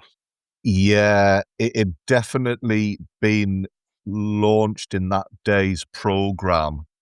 I remember picking up the programme and seeing the photos for the first time. And yeah, I think you're right. I think we did. We changed. So what year was that? Was that 93? 94. 94. So the Hummel deal will have It was the been Avec ending. thing with the red shoulder, wasn't it? Yes. I'm 99% confident, and I'm now going to go quiet for a few minutes while I dig out some programs and see if I'm talking rubbish or not. Well, I'll tell you what I remember about that game. Was that not one of the times where we had the 3 greys on the pitch all at one time? Were all 3 of them playing? That would make sense. Yeah, that would make sense. And Martin Smith for Lee Howie for Martin Smith. There's 2 players of a similar ilk. Bloody hell. Hey, and I'm thinking, have I got this? Am I mixing my Tranmere games up? But was Pat Nevin and John Aldridge not playing for Tranmere that day? Aldridge scored. Have I got that one mixed up? No, Aldridge scored. And Pat Nevin, it was around the time he was at Tranmere, so very possibly he was in that line. But I guess with the sub, I know you laugh about Lee Howie and Martin Smith maybe not having too much in common as football players in terms of style. But of course, in those days, you had 2 subs. Yeah. And you had a defender on the bench and a forward on the bench. So you replace your forward with your forward, and presumably Craig Russell went out on the left or something, or the right, wherever Martin Smith was playing, and Lee Howie went up front. But it's of course you can't do the like-for-like thing as much as you can now, do you? He was probably viewed as a versatility player, Lee Howie, was he not? Because he played in defence as well, didn't he? They played him as centre half for a while. I always remember Gary Bennett having something to say about that. Well, he ended up playing for Peter Reid in the top flight, didn't he, at centre half, while the Swedish national Jan Eriksson sat on the bench unable to get a kick. But I always thought, to be fair to Lee Howie, I always thought he was actually better as a centre half than he was at centre forward. Yeah. Agree. Yeah, Pat Nevin, I agree. Pat Nevin was in the lineup for Tranmere, and John Aldridge scored in the second half to make it 3-2. Yeah, and that boy that used to play for Newcastle, what was his name? If that's the game, if I've got the right game. O'Brien. Liam O'Brien. Yes, he was. Good He was in the team as well, So they had a canny team. Tranmere that assembled a team of. They used to quite often do that, didn't they? Pick up veterans and filter them into that team. Well, they had a spell, didn't they? They were actually quite clever about it because all of the games were played on Saturdays, weren't they? With the exception of a couple of games that got moved for the TV on Sunday. Now, obviously, with Tranmere, where they are geographically, they're competing against Liverpool, Everton, potentially Manchester clubs and all that sort of stuff for supporters. So they shifted all of their home games to a Friday night. That's right. Yeah. And I remember, so even on St. Greavesy was the football show on a Saturday lunchtime, and Tranmere's goals would always be shown on St. Greavesy. It was like our Friday night favourites, Tranmere. And it was the only recent action that St. Greavesy could show. So Tranmere not only kind of got a bit of a reputation across the country by being featured so prominently on mainstream TV every week, they also attracted fans who just fancied going along on Friday night, who were Liverpool season ticket holders, Everton season ticket holders, all that sort of stuff. So as a consequence, Tranmere were able to build a team of players who were formerly at Liverpool and Everton, who were kind of finishing off, tailing off their careers. And they got quite a few. And then other players wanted to come and join. I remember Mark Proctor, for example, went to Tranmere after leaving Borough, I think. They built up a good, strong side of experienced players. And, for a good while, because Aldridge eventually became the manager, and obviously we had our run-ins with him a few years later, didn't we, as Tranmere manager? But they built up a good side. Well, he was one that got away, Aldridge, wasn't he? Yeah. Oh, that's another podcast for another day. Kelvin, hold on. I've added the list. Yeah. Hell's teeth. I do remember this game though. It was a rock and rolling game, as you say, not a Mick Buxton kind of game at all. Good memory, that one. Thankfully. Slight correction, if I may, lads. The kit, I've misremembered this. The kit was launched the midweek prior to the Tranmere game. So we wore it on the Tuesday 26th in a 3-2 loss at home to Oxford United. We then wore it again against Tranmere. But interestingly enough, against Oxford, we raced into a 2-goal lead with Phil Gray scoring after 3 minutes. And we ended up losing that 3-2. So come the Saturday, same thing happens. We're wearing these new strips again. Phil Gray scores in the opening minutes. We managed to go 3-0 up, but then towards the end, a couple of goals from Tranmere pull it back. And like you say, that was not Mick Buxton's style of football. He didn't like that. And he said apparently after the Oxford game, it would be fair to say it angered me. Since I took over, they've worked hard and got good results, but I don't want to see any more of that. Well, over the summer, he must have worked hard on them because, 5 goals in a game. I don't think we saw 5 goals in a month in that following season under Buxton. So yeah, he thought, no, we'll have no more of this high-scoring entertainment for the fans. We'll fettle that, like. It must have been the exciting new strips that wouldn't go. But interestingly, for that Oxford game, Dennis Smith was manager of Oxford, and John Byrne came off the bench for them. Ooh. So, like John Aldridge, a striker who we were linked with permanently. Continually. That's right, we will take a very short break there, and we're back after a couple of ads. This episode is brought to you by Ferrero. Soccer's biggest stage is approaching, and Ferrero is making it easy to go all in. Pick any 2 Ferrero brands from Kinder Bueno to Ferrero Rocher, and you could win the $1 million grand prize, plus an exciting range of daily and weekly prizes. Don't miss your shot. Official rules apply. Learn more at goallinandwin.com. AI is moving fast across the enterprise. But without visibility, it's just chaos. Different tools, different models, different teams using AI in completely different ways. ServiceNow turns that chaos into control. With the AI Control Tower, you see all your AI across the business in one place. What it's doing, what it's done, and what it's about to do. So you stay in control. To put AI to work for people, visit servicenow.com. Welcome back to How Are the podcast for the final ever episode of On This Week. We'll be back next week, of course, with something history related for you, but it's a final episode of this format because we have done 52 now, so you've got a whole year's worth of Sunderland On This Week to listen back to whenever the mood takes you, or whenever you need to get to sleep, or whenever you need some company on your walk from Land's End to John O'Groats, I think. We're going to go to the 1st of May now. Now, 1920, this was the answer to Andrew's quiz question at the start. Sunderland played a game against Liverpool at home. It was the league match, but it was also the benefit game to celebrate Bob Kyle's 15th year in charge as manager. Unfortunately, we got beat 1-0 on that occasion, but yes, a good way to commemorate a very good manager for the football club. 1937, now this is something that we need to do something more substantial on, and this will be on the list of things that we look at some point in the not so distant future. But Sunderland beat Preston 3-1 at Wembley.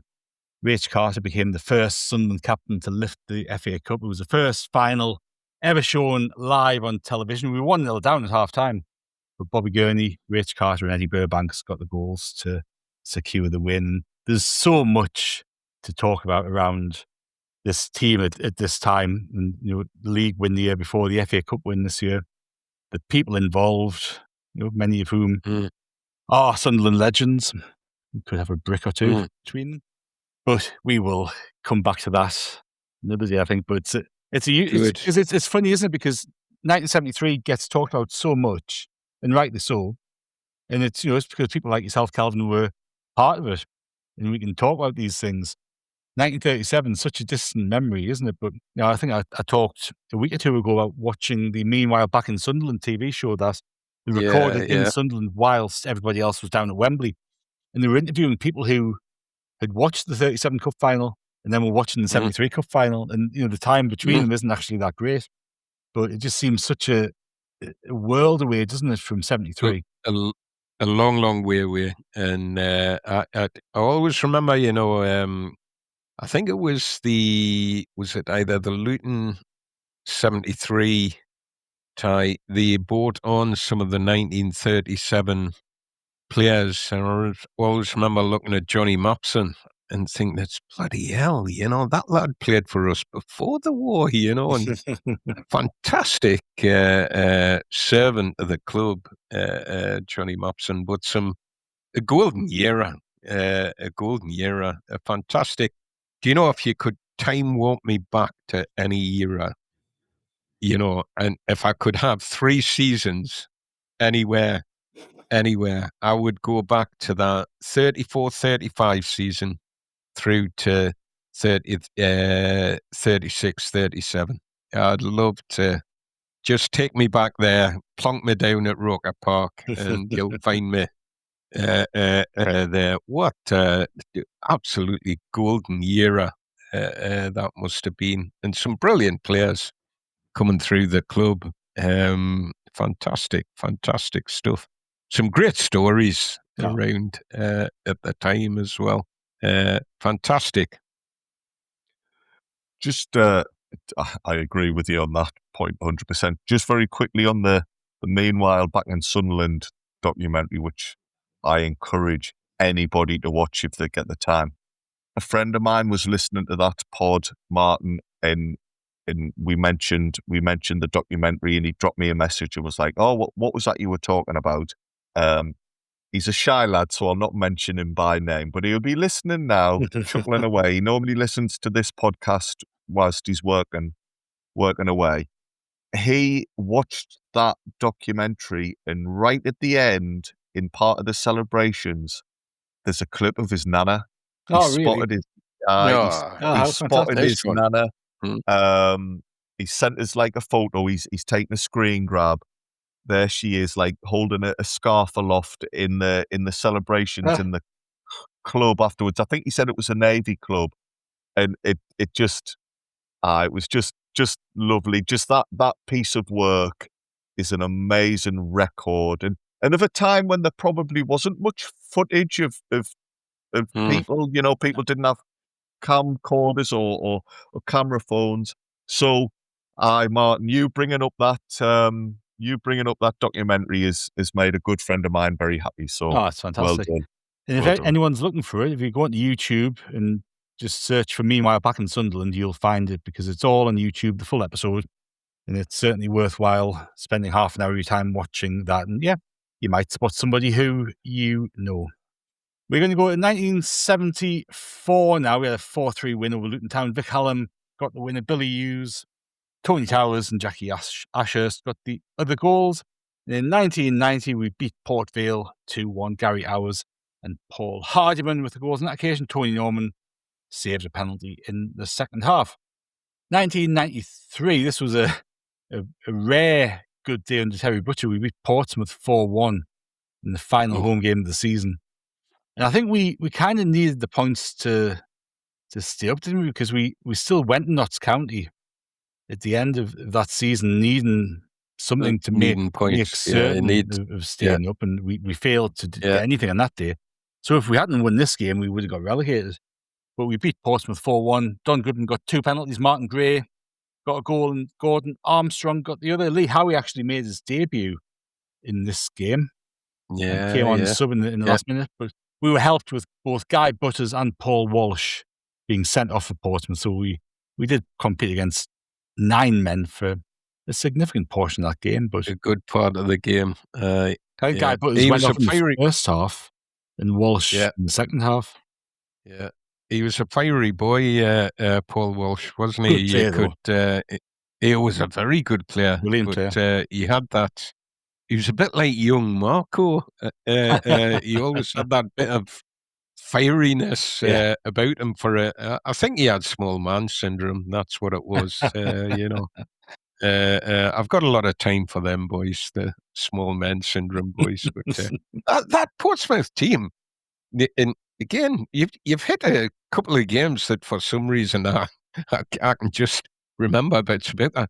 That was a canny Portsmouth team, wasn't it, that rolled up? I seem to remember I hadn't appreciated it, and I'm standing on the Fulwell end looking at the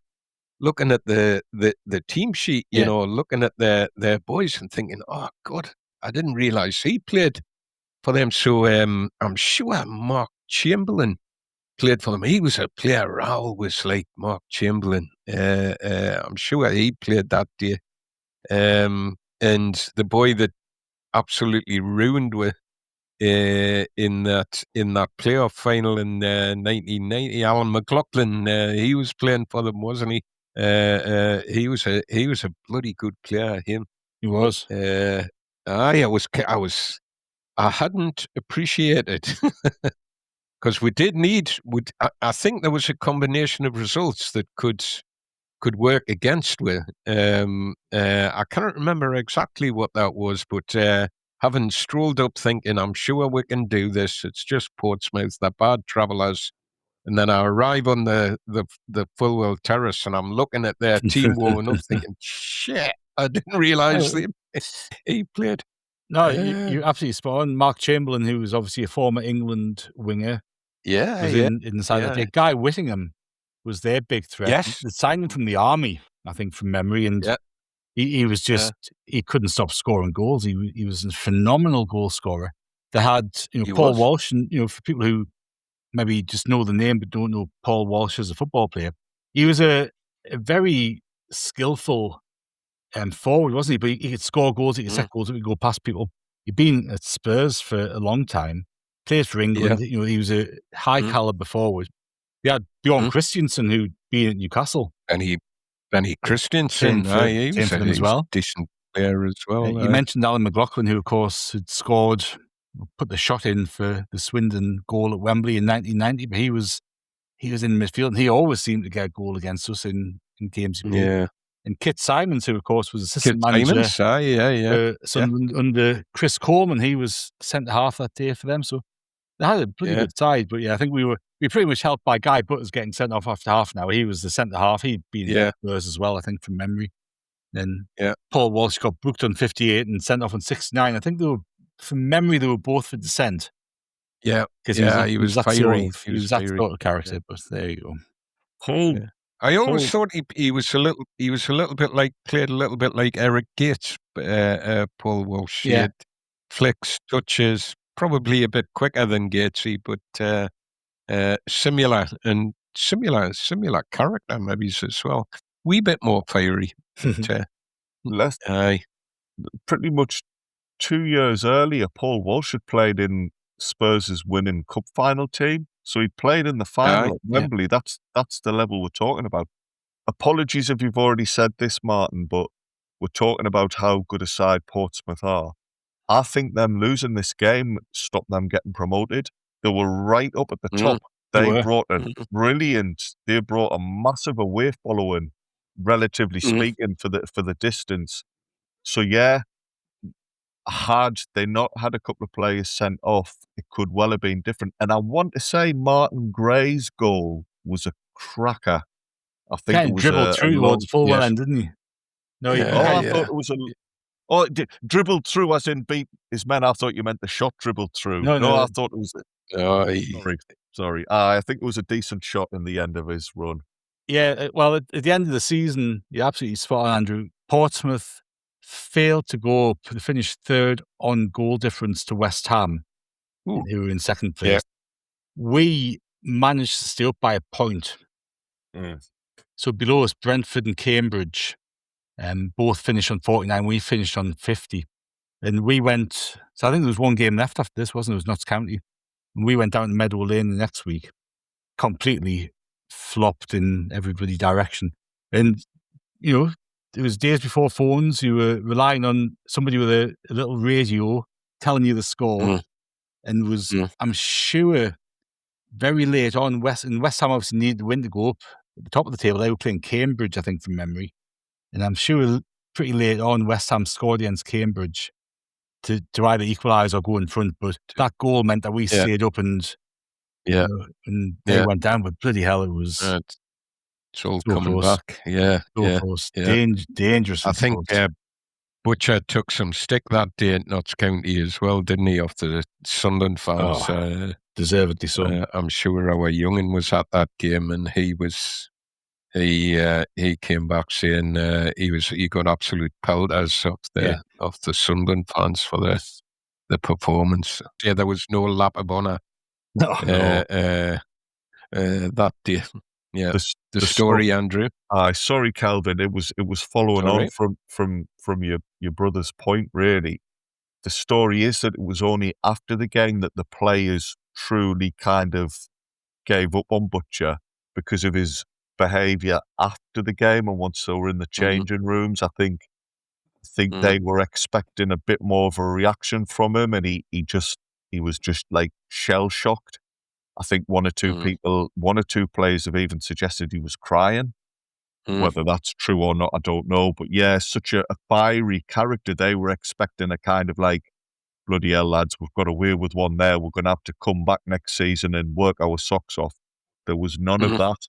He got a lot of stick. Kevin Ball got chaired off the pitch by fans, which is it was obviously an odd mood, but Butcher's response was just out of character, and that was a moment where a lot of players kind of lost a bit of faith in him. So we talk about dark days. I think that was definitely one of them. Even though we survived, it was not a heroic avoidance of relegation. No. Right, we are going to go back to the 1st of May 1970 now, Kelvin.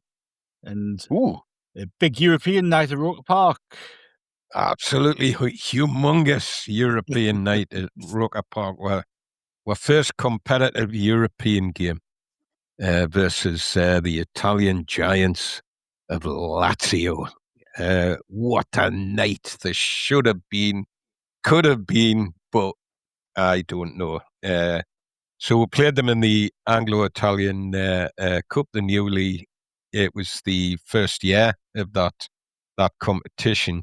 For the people that haven't quite got the date aligned, we'd just gone down about a week before. We'd played Liverpool in our last game and hadn't been able to beat them, no matter how hard Liverpool tried to get with the game. We hadn't been able to beat them and we'd gone down. It'd been a bit of a dirge of a season, that one, 69, 70. But we'd been selected to play in this competition. And for the people that don't know, this Anglo-Italian competition, it was designed for teams that didn't qualify for Europe, which was definitely us. And there was 6 teams from Italy in the inaugural competition. There was 6 teams from Italy, 6 from England. It was also sort of designed to fill the summer gap and generate a bit of income in what was the 1970 World Cup year. So there was some canny thinking behind it.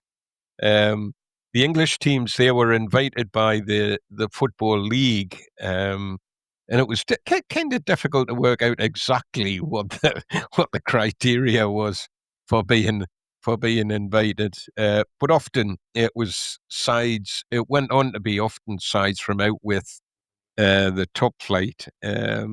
And Italy, looking at what teams they sent, they always seem to send high-profile Serie A clubs, but who had not qualified for Europe. So this competition, this inaugural competition, it had some interesting teams in it. So the Italian teams were Napoli, Fiorentina, Lazio, Juventus, Roma, and Vicenza came from Italy to play in that competition. And we had Sheffield Wednesday and Sunderland. Both of us went down that season, and both of us played in this competition. West Bromwich Albion and Wolves played, and they were both kind of mid to lower table first division teams, so they hadn't qualified for Europe. But it was difficult to. I still can't quite work out how they ended in Middlesbrough, who were a second division team, but they'd finished just outside of the promotion places, and then Swindon Town, who had finished just outside of the promotion places. But the reason why they were there was they'd won the League Cup the season before, I think it was, and weren't allowed to play in what was then, if you won the League Cup, you went into the First Cup, the Intercity First Cup. But Europe had a rule that if you played in the third tier, you couldn't go in. So as a reward for winning the League Cup, the league put them into this Anglo-Italian tournament. We'll come back to Swindon, so we will. But anyway, it seemed like a great idea to me. It seemed like something that, the World Cup's on. We're going to get to see Italian teams, Italian players. I had my dad cheaping in my lug. He always loved the European stuff, So, and we used to listen to like Liverpool nights, Celtic nights on the radio. He always loved that stuff, and he said to us, and his work. He worked with. There were quite a few Italian lads worked on the building sites that he worked on. He was a. He always described himself as a civil engineer's engineer. He did. So he was a pipe layer. He interpreted, and he had a gang of lads working with him, and he had Irish lads and Italians working with him. And one of them lads had told him that Lazio were coming to Sunderland, and he was definitely going to be watching them because there was the next big thing played for Lazio. And that next big thing was Giorgio Chingalia, for people that, who played for Italy in the 1974 World Cup.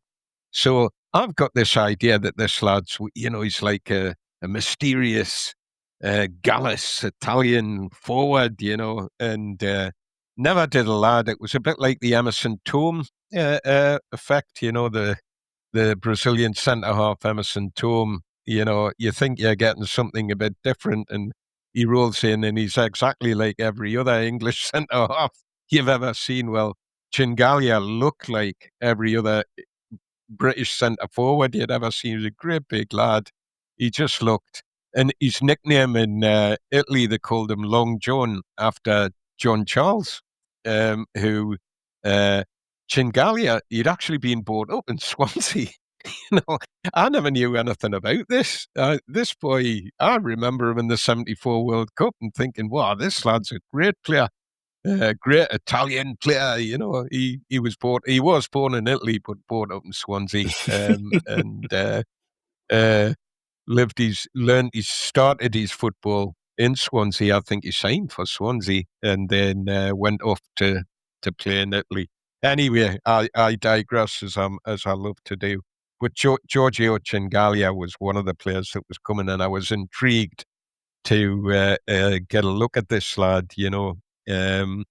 We were drawn in a group comprising Lazio, Fiorentina, and Wolves, but we wouldn't play Wolves in the group stages. You only played the Italian teams home and then away, and we would play Lazio and then Fiorentina at Roker Park, and then we would go to Italy and play them two teams. The relegation, we're only a couple of weeks from sort of having to swallow relegation for the second time. The night of the game, it was a horrible, horrible night. It was a really raw night.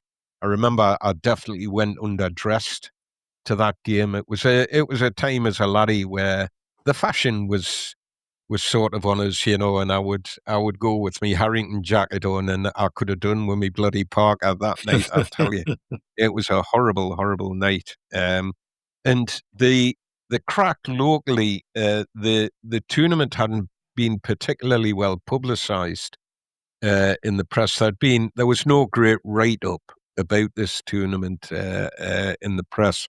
Most of the press had been concerned about the after effects of where relegation and what might happen. They did an interesting thing with this tournament, though. Believe it or not, you could have 5 subs. So it was one of the times where we had this debate about, well, does that 5, does lots of subs work? One of them could be a goalkeeper. So 5 subs, a keeper, and the other thing that they did was you got a point for every goal you scored. So that if you look at some of the group games, there's some really high scoring games in the group games, even though it's Italian teams were playing. Italian football then, they were noted as, I'm generalizing here, but the Italian leagues and Italian football teams were noted as great defensive teams that stop you from scoring. You wouldn't score many goals. They were hard to score against. Sweeping generalization, really, but that's where we were coming from. We got, it was Friday, May the 1st, and the team that lined up, I got to go to this game. I was very excited about it, and was into it, and I had no idea that I'd be rolling in there and so few people would be there. It was a bit of a shock to me when I did get there, and because I imagined everybody would want to play in Europe. That was just where my head as a laddie was at the time. Anyway, our team that night, Monty in goals, Irwin and Harvey at fullback, Todd and a lad called Heslop played centre-backs, Kerr, McGibbon, Mick McGibbon and Bobby Park in midfield, and Tuitt and Hughesy and Gordon Harris, Colonel Harris bopping about. It's kind of in the Don Revie withdrawn centre forward role. You could say that he was. Lazio, they had some big players in that team. I think the press probably could have built this up a bit more. There was some really good players in that team. They had an Argentinian forward who delighted in the name of El Gaucho, and that was Giancarlo Moroni. and he played quite a significant part in the game. Giorgio Chingalia was playing, and he's. I might, if we get the chance, I might come back to him a little bit. He was an interesting sort of player. They also had Italian boys that went on to play for Italy. Giuseppe Wilson was a fullback, and Rino Marchesi, and Ferruccio Mazzola, and Giuseppe Massa. These were players that lads of my generation, people from my generation, might recognise their names as Italian players, internationalists that went on to become. The conditions definitely suited us more than Lazio. They looked like they just didn't want to be out there. There were, there was. I seem to remember it looked like the game was going to kick off with half of them still wearing their training tops. It was. They seemed quite reluctant to get going, but such a meager attendance. 3,700 and odd turned up for that game. But what a game was so. It was I have to tell you, it was a brilliant game to watch. And Sunderland actually matched the highest score in 14 months. So we had not been used to seeing goals scored. It had been a hard watch in terms of goals. And there we go. We might have doubled our score in total on the night, but for the Italian keeper, it was a lad called Di Vincenzo, and he made a number of good saves on the night.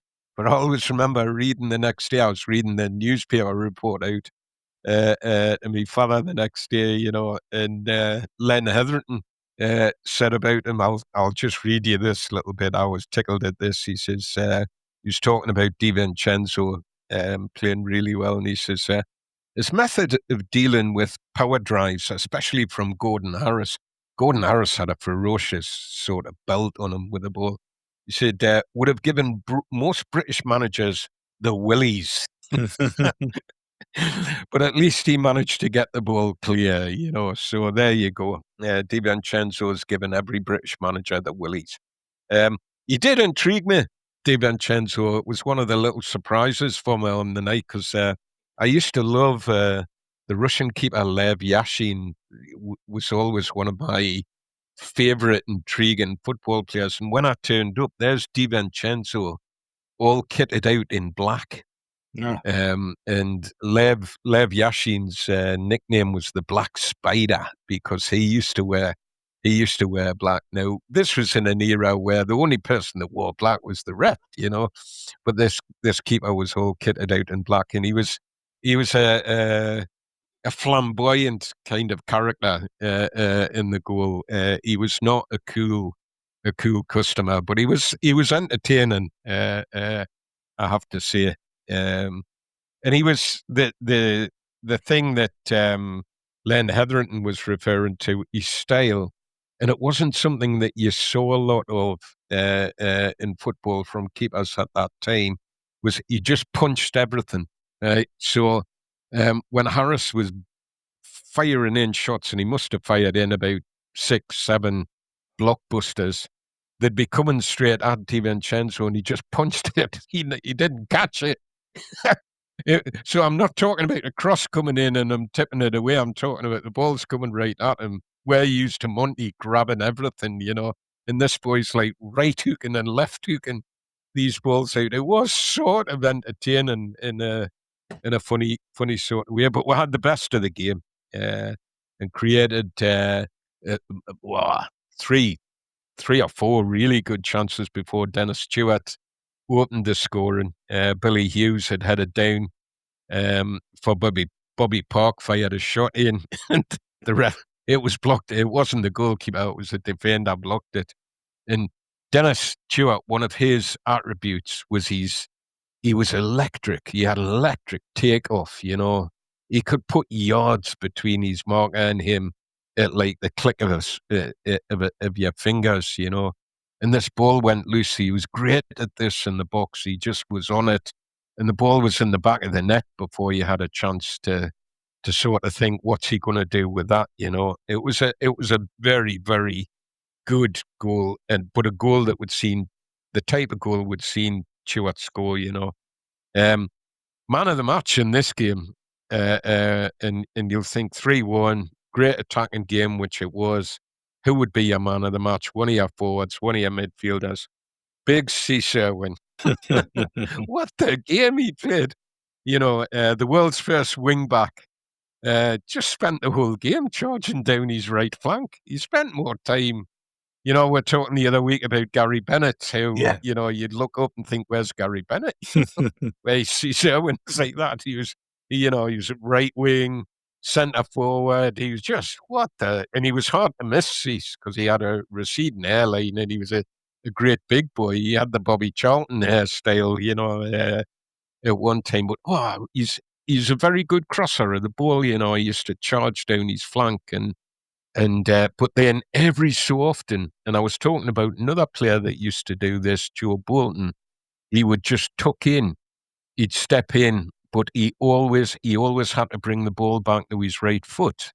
And that's what gave defenders a chance. He didn't really have a left foot, Cease, but he had a way of doing this, and he absolutely 32 minutes.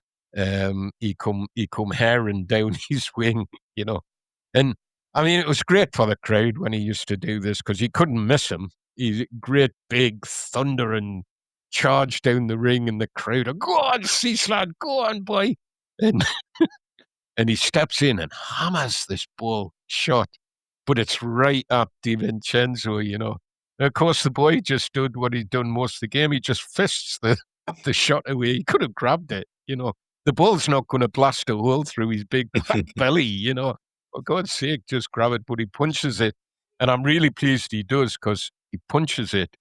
It kind of spins out to Bobby Kerr. And Bobby Kerr had a great banana shot. We used to call them banana shots.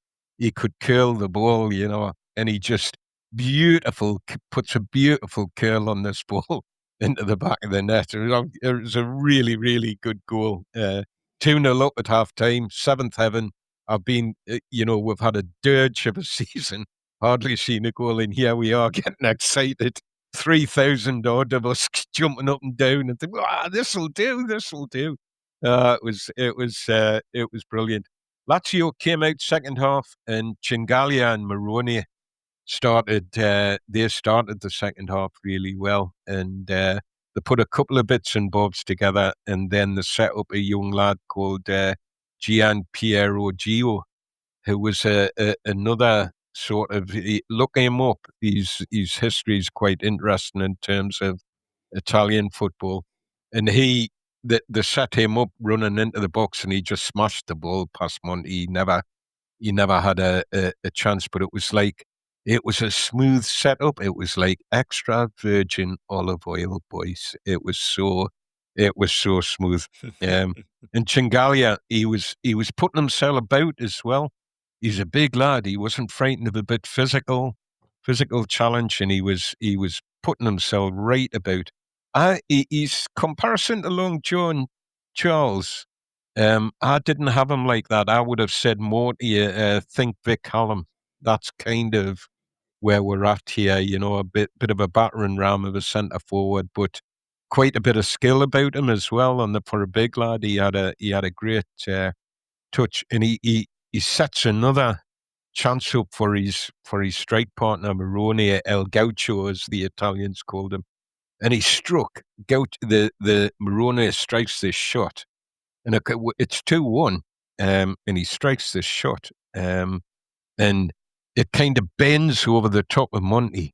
It sort of arcs and bends over him. And you're thinking, oh, bloody hell, that's in that. And Monty, he just arches his back. And yeah, I mean, we've seen him do this many, many times, but he did look flat. He looked like he was flat-footed, and he hadn't quite seen it. And there always used to be this thing about Jimmy Monty, was he long-sighted? Did he not? Were a lot of these reflex saves because he wasn't seeing the ball from a distance? I think that's a load of shite, mate. But I'd definitely seen him do this before, but I thought that one was in. It was over. It was beyond him.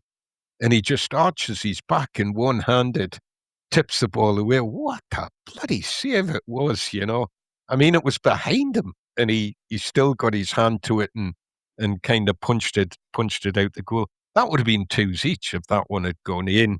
And the way our season had gone, we'd spent the season drawing games we should have won and losing games that we should have drawn. And every time we got a goal scored against us that season, we seemed to crumble a bit, So it could have meant the game going away from it, but it seemed to trigger with that, the great save, and for there only to be just short of 4,000 in the crowd, there was a right racket going on. It's funny that, isn't it? You a big ground, small crowd, but you lots of atmosphere being generated. It was a brilliant bit of football, though. Anyway, C. Sherwin comes back on the scene. It seems to trigger where he does one of his runs, slides a Bari across to Dennis Stewart on the other wing. He didn't waste any time, Stewart. He kind of hit this cross first time. It was a lovely, sweet cross from Irwin. Another sweet strike from Stewart as he slides the ball to Bobby Kerr, racing into the box from his right wing. And Kerr, he hits this ball left-footed, and he hits it first time.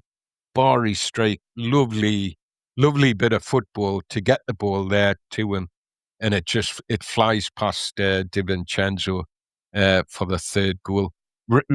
It's Kerr's second goal of the game, but a beautiful strike on his leg. He was 2-footed, Bobby Kerr. He always played on the right, but he'd a canny left foot on him, and even after that, Monty made another good save. The Italians, they didn't let the game go after that. 3-1 down, they still came back, and he makes a really good save from Chingalia.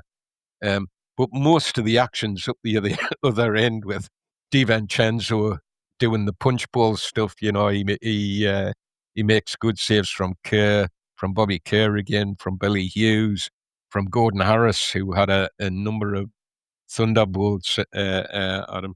We run out 3-1 winners. We earned 5 points for that game, 3 goals. Get the points. We get the winning points. We earned 5 points. We're on top of the group. It was a lovely read the next day in the papers. As I say, Cease, he got man of the match. He was absolutely brilliant that day. He must have been such a surprise to the Italians. You can imagine in the dressing room before the game, we'll need to watch Billy Hughes, we'll need to watch Bobby Kerr. You're not counting on Cease Irwin charging up and through you. He had a brilliant game.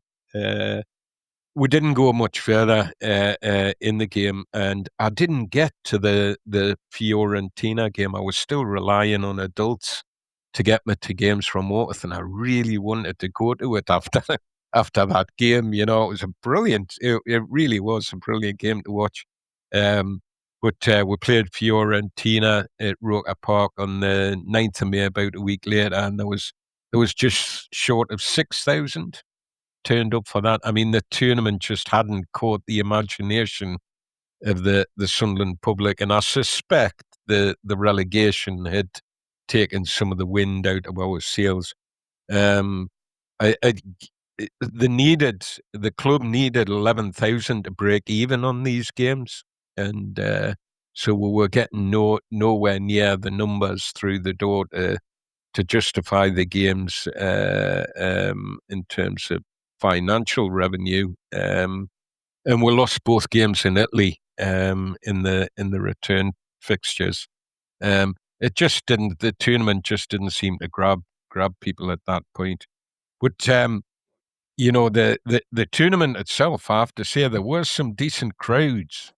If you look at the attendances for some of the other games, there was some decent crowds, and that actual tournament, if you look at two players in the final, it's Swindon and Napoli play the final in the Naples stadium, and Swindon actually win it. They win it 3-0. They went 3-0 up, and the Napoli fans rioted.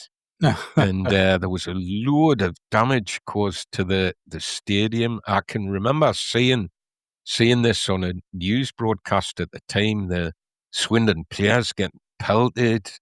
They caused about £20,000 worth of damage to their own stadium. They were fighting in the stadium, fighting with the police, fighting outside. It was an absolute riot,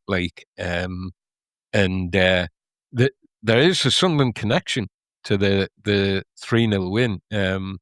Peter Noble, who's a Sunderland lad, scores 2 goals for Swindon. He was born in Sunderland, and he actually he began his career at Concert. Really? He played for Concert in 1960.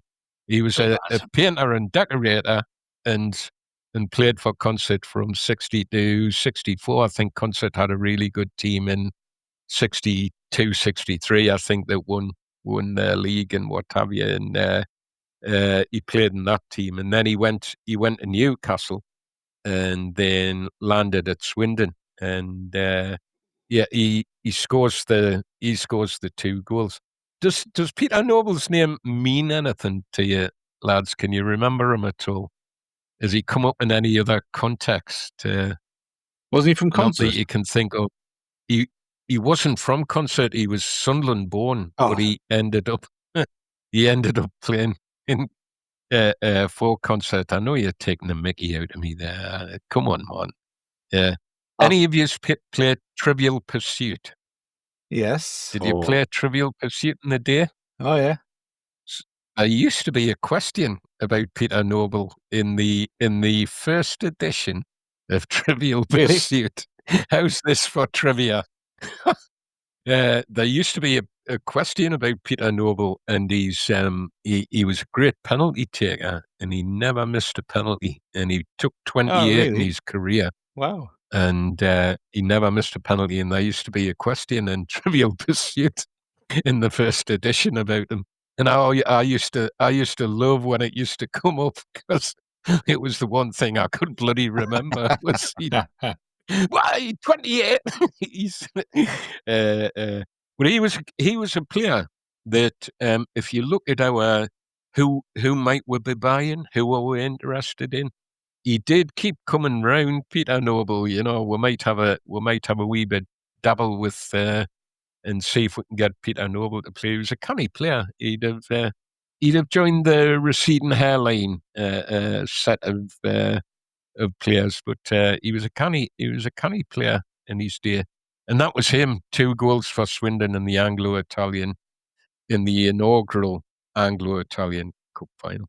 It was a shame it never took off, because it was competitive European football of sorts, and it would have given a bit of a breeding. You know, it would have given us some experience and given some of our younger players a chance to play against European teams. But there you go. It didn't happen. It didn't grab our public, but it grabbed this young lad's attention. I quite enjoyed it. Giorgio Chingalia, for the people that don't know, he did play for Italy. He's a cracking, well heralded centre forward, well regarded centre forward for Italy. Scored a lot of goals in Italian football. I think his goals to game ratio in Italian football is brilliant. He's got a very high stock. I cannot remember it at the moment, but it's something like 200 and odd goals in 300 and odd games or something. But he goes to play the New York Cosmos, and he plays with Pellier and Beckenbauer and Carlos Alberto and all them at the New York Cosmos, and makes his name again. And he's got in the NASL, wasn't it? He's got the highest goals per game. He's a record breaker, goal scorer in the NASL when the likes of Beckenbauer and Pelé and all these Bobby Moore and all these lads are playing across there. So he's some boy, some player. He also he had these links with Italian crime families. These kept coming up, and he tried to buy Lazio, but was done for money laundering. He has 2 goes at buying Italian teams and gets done for money laundering. Arrest warrants were issued, and he disappeared again back to America, and couldn't come home because of these arrest warrants. So he was some boy, Chingalia, some lad. That's me. That's the 1st of May, my first taste of competitive European football with Sunderland. And there's more to come. Well, you only have to wait another 3 years for more, don't you? Absolutely. Don't know your and ball. I'll only have to wait another couple of weeks, I think, before we get a bit more. Yes. Well. Come on, boys. Kelvin, if we do go to Europe, make sure you pack the right coat, though, please. You know, some of these Eastern European countries can get quite chilly. Hey, as you know, Andrew, I've still got my blue Harrington. Oh, it looks the part. Kelvin, it looks the part. I don't know if it's going to be warm enough for some of the European climes. Man, yeah, you've got to wear your Harrington. You've got to wear your lucky clobber. You've got to wear it. If that's your lucky clobber, did you lose it for about 15, the last 5 to 15 years or something? Yeah, I don't know. I must have. You're right. Right, we were going to take a very short break there. Kelvin's going to go and look for horses' heads in his bed just to make sure that the crime family hasn't got some retribution for those scandalous allegations. And we will be back very shortly. No one goes to Hank's for his spreadsheets. They go for a darn good pizza. Lately, though, the shop's been quiet, so Hank decides to bring back the $1 slice. He asks Copilot in Microsoft Excel to look at his sales and costs and help him see if he can afford it. Copilot shows Hank where the money's going and which little extras make the dollar slice work. Now Hanks has a line out the door. Hank makes the pizza, Copilot handles the spreadsheets. Learn more at m365copilot.com/work. Pepsi Prebiotic Cola in original and cherry vanilla. That Pepsi taste you love with no artificial sweeteners and 3 grams of prebiotic fiber. Pepsi Prebiotic Cola. Unbelievably Pepsi. Welcome back to Away the podcast for the final part of today's show. And we are on to May the 2nd now. 1890. This was the day that Sunderland were officially elected into the Football League. Sunderland representatives travelled down to Manchester to make the case to the Football League for their inclusion. And this had come about, Sunderland had played a number of friendlies against league sides over the past couple of years, beaten many of them, really made the mark. They were the talk of football in terms of the talent that they had inside. And the Football League decided to put Sunderland into the First Division in place of Stoke City. So there you go. Surprised Stoke don't have more of a thing about that. I would have a thing about that against Stoke if they'd been elected in place of us, but there you go.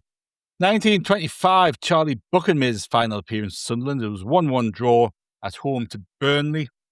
Billy Grimshaw got the goal for Sunderland, but Charlie Buchan ended up playing 411 games for us, scoring 222 goals. Now, that's not quite in the Dave Halliday goals per game ratio, but 222 goals in 411 games is still bloody good going, isn't it, for any striker at any level? Yeah, you can't knock that for sure. Billy Grimshaw sounds like a Roy of the Rovers or a Beano character or something, doesn't he? I'm sure he's in Coronation Street. Yeah, that's a great name, that. He sounded like his strike partner was Alf Tupper or somebody like that, was it? 1981, Sunderland played Liverpool at Anfield, needing to win to avoid relegation. Sam Cummins got a goal in the first half to make sure we did stay up. There was the last game that Sam Allardyce played for the club, also the last game that Joe Bolton played for the club. And there was a future Sunderland player in the Liverpool side that day. Can either of you I was at that game. Think who it was? I was at that game. Was it Howard Gill? It was Howard Gill, indeed. Well done. Yeah, he played really well. Did he? There you go. Must have been. If he played for us like he played for them that day, I'd have been quite happy. But I was always moaning at this lad. he just used to drive me bonkers when he played for us. He'd do these great runs down the wing, and I'm telling you, if you were standing at the back of the Roker end, you were in more danger of being hit by his shots than his crosses and his shots were. You could see if he was in the team and playing towards the Roker end at games, you could see everybody at the back of the Roker end moving down so they didn't get hit by his bloody balls. Man, why, lad, imagine having all that pace and not being able to sling a cross or a shot in, man. Jesus. And if you're listening, Mr. Gale, please email howaythepodcast@safc@gmail.com and we will forward your email on to Kelvin with pleasure. 1988, a few days after the Port Vale game that Eric Yates scored and we sealed promotion, we played Northampton Town. I think it was Easter Monday. I think we'd won the championship by virtue of games earlier in the day. This was on night time. But we beat Northampton 3-1 at Roker Park. John McPhail scored a penalty, Gordon Armstrong and Eric Gates got the other goals. McPhail actually missed his first penalty of the season. He's talking about penalties going blazing over the bar and stuff earlier, Kelvin. This one from McPhail went over the bar at the Fulwell end with significant aplomb. But the fact about this game, which I always love to remember, and I bring up on too many occasions, is even though we were in the third division and Newcastle and Middlesbrough were in the top flight, this game attracted the North East's highest crowd of the season, 29,454. And again, you talk about turnarounds. If you think of the crowd that we were getting in those latter days of the McMenemy era that Andrew covered a week or two ago, and you were talking in four-figure crowds, weren't we, towards the end? To turn it around so spectacularly again, and it wasn't an easy ride by any stretch of the imagination for Dennis Smith, but to get to a point where 12 months later, you've got an almost 30,000 crowd watching the team go up, again, just shows that even if there's one or two things going right in the pitch, people will respond to it and people will back it. And if they feel the club's kind of going somewhat in the right direction, it's a lot easier. And that's that momentum again, which we built up over the course of that season. 1992, and I think this was the last game before the 92 FA Cup final. We played Cambridge at home. We drew 2-2. Don Goodman and David Rush put us 2-0 up, but Steve Claridge got 2 goals to equalise the game for Cambridge. Now, there was a former Sunderland defender in the Cambridge lineup that day. Through that one. Man. Mickey Heathcote? Correct. Yeah, Mickey Heathcote. Heathcote, aye. Yeah. I was good shout, Andrew. He was a good solid defender. Didn't get a great deal of chance. I think he came from Spennymoor, didn't he? Dennis Smith signed him from non-league. He came to the club from non-league and got. Yeah. Didn't he make his debut in the game that Richard Ord made his debut in against Southend? Or was that a different game? No, I think you're right. And did he then have to go off injured? I think he did. Was he one of the first ever subs to have to be subbed? He subbed. I think that rings a bell. That does ring a bell, Andrew. Aye. Yeah. We had a defensive crisis. Kelvin, don't compliment me yet until we know for sure, because I could be talking absolute, could be talking rubbish. It definitely rings. It rings a bell. That we had a defensive crisis at that point. So I think both of these young lads were brought into the squad, having been youths and reserves prior to that. But Heathcote, we didn't mind the odd player from local non-league at the time, and Heathcote was decent. Give him his due. Like it was. Well, Lee Howie, who we spoke about before, he signed from the same Red Star or something like that. Yes, yeah. Butcher had remembered him as a kid, hadn't he? I think he'd been at Ipswich as a young'un. Well, there was all sorts of funny things with Lee Howie, and his book's a really good book to read, by the way, if people haven't read that one. But the reason he was playing in non-league was some insurance thing with the team in Belgium he'd gone to. Yeah. And they'd held his registration and cashed out because they thought he was injured, or they wanted him to retire, so they cash out his insurance policy. So there was something that had to happen for the club to be able to play him professionally, or for him to sign a professional contract. So in the meantime, he was playing non-league football, keep his fitness up, prove his fitness. But yes, I think the Terry Butcher link from Ipswich, where Lee Howie came through the ranks, was the reason that he ended up playing for Sunderland. Obviously, being a Sunderland lad didn't hurt either. Interestingly, that Southend game, we're kind of, sorry, Kelvin, we were kind of right in a lot of respects. Heathcote came on as a sub for Dickie Ord, who went off. Both of them were making the debut. Whether Heathcote went off injured or no, I've got in the back of my mind, you're right, and he did, but we'd already used our other sub. Right. So Paul Lemon had come on for John Cornforth on 56. Right. Ord had come off on 68, and Heathcote had come on. I do have a feeling that he came off injured as well. I think either Dickie Ord or Heathcote had cramp, I think. But Heathcote was my first ever game a couple of years later. He was like the player profile in the programme that day. So I think I maybe had a fondness for him and maybe assumed he was more of a senior player in the team than he was, because I think he only had a handful of games for he us. didn't play too much, did he? But he never let us down when he came into the side. He was solid, and to be fair to him, he went on to have a good career, didn't he? Cambridge, Plymouth Argyle. He had a good pro career. Yeah. Rob, he was a good lad. He was a good player. I thought he was a decent centre half. Me. Rob Mason always tells a story that in all of the years as editor of the programme, there was only ever one time he was told, or not told, but asked to feature a particular player on the front cover. And that was for the playoff game against Newcastle in the 1989-90 season. And Dennis Smith asked him to put McHeathcote on the front as recognition for the fact that he was a really big team player and a big part of the squad behind the scenes. So you know how Simon Moore now gets a lot of credit, even though he he's lucky if he gets a spot on the bench. Mickey Heathcote was that version of the squad and a really huge character by all accounts. So fair play to him. He's had a good career, and you sometimes look at games played and just assume, oh well, he flopped or he struggled at the club.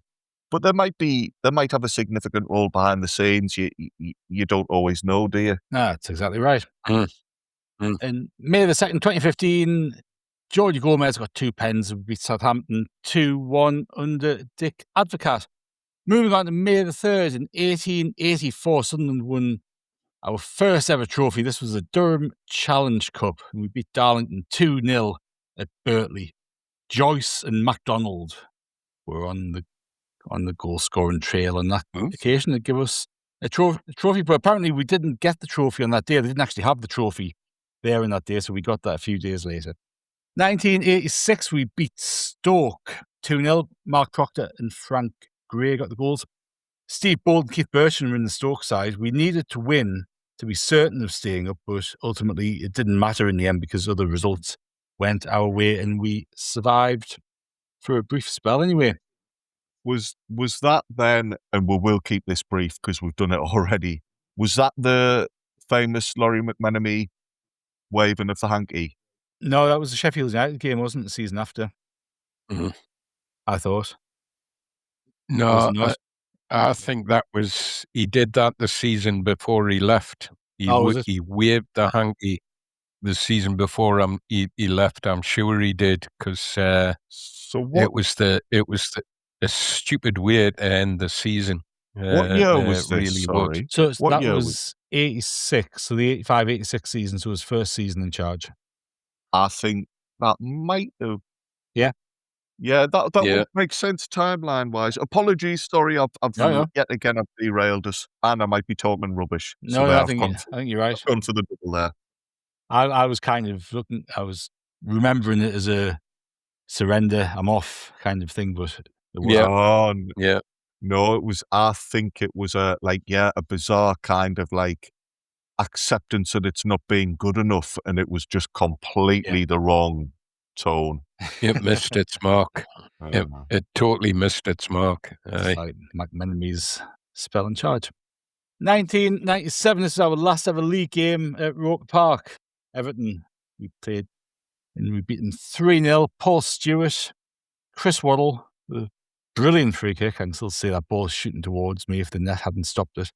And Alan Johnson scoring the last league goal at Roker Park, the last competitive goal at Roker Park, the last real goal at Roker Park, I always think this was. Yeah.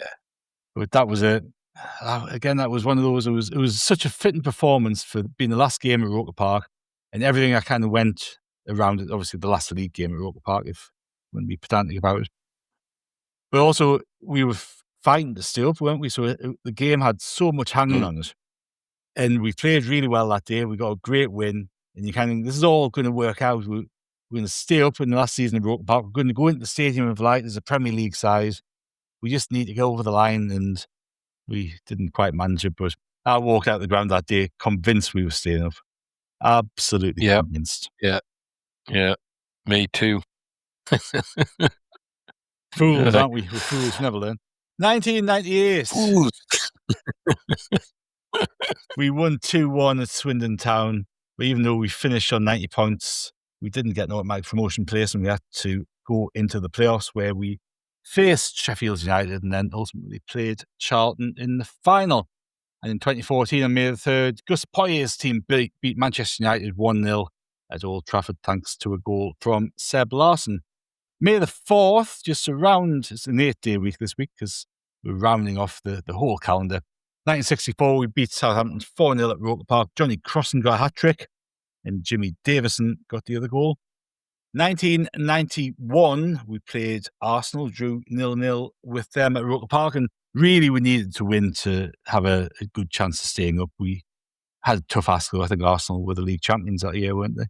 But this was a game, if people remember the footage of Brian Moore and Jimmy Greaves on the clock-stand paddock. It was an awful day, but they were sitting in that bird cage at the clock-stand paddock roof. And I don't think Greaves was too happy about the hospitality on offer, was he? It's, brilliant footage if you can dig it out. He spent the whole game complaining about the wind and the rain, which you couldn't blame him one iota because it was a horrible day. Gary Owers came very close to scoring. I think is the best effort we had on target that day, but it was not to be. 2004, Carl Robinson goal gave us a 1-0 win against Norwich at the Stadium of Light. In 2006, it's a game that we referenced just a little bit earlier. It was a game against Fulham at the Stadium of Light. This is our only win of the season. Kevin Ball was in caretaker charge. Anthony Litalik, who I think was he our top goal scorer that season or one of them? I think it was joint top goal scorer with 2 or something. And Chris Brown got the goals. Steve Malbrank and Wayne Bridge were in the Fulham side, and Chris Coleman was the manager. But to round us off, we're going to go back to May the 3rd, 1969, Kelvin, and some FA Youth Cup action. This just really tipping my cap at this team and this achievement because it kind of brought to an end roughly a decade of good achievement by our youth system and youth team. Would manage to get to the semi-final of this tournament in 64-65. We got to the final in we got the semi-final in 63-64, I think. We got the final 64-65 against Arsenal, were beat, and then we got the final and won it in 65-66, and then we got the final again in 68-69, and we're playing West Brom. And I was, I really was a lucky lad because I did used to get taken to youth team games. It was just about when when he was available, and it would be short notice, and he would come and say, "There's a game on if you want to come," and off we'd go to the game. So I got to see this era of youth players coming through that the likes of Charlie Ferguson and Alan Brown had sort of masterminded, for want of a better expression. We had some really smashing players that came through at that time. But this 68-69 team, I saw a couple of games in this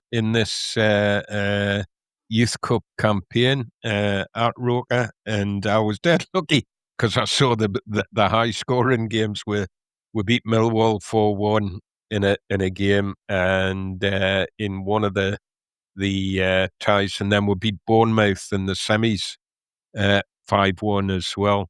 And there were a couple of young lads scoring good goals in there. There was a lad called John Lathan playing in the team who played in 1973. He was in and about the squad in 1973. He got 6 goals. A young inside forward called Paddy Lowry was playing. He got goals, and he actually scores a hat-trick in the second leg of the final, 2-leg final. We go to West Brom, and it looks like we'll have a nightmare because we get beat 3-0 down at the Hawthorns, and they pull quite a big crowd out. There's about 15,000, I think, just short of 16,000 there for that game down there. And but we actually played quite well. It was their keeper, a lad called Gordon Nisbet, who went on to play for them. Distinguished himself that night with a number of really good saves, and they win 3-0. They've got some handy players in that team, some handy young lads. Big Jim Holton being one of them was playing for West Brom. He's at Hartford. People might remember him. Scottish internationalist, played for West Brom, played for Man City. He was a very expensive signing for Man City at one time. He was a good player. Len Cantello, Ali Robertson. These were lads that provided good service to West Brom over the years.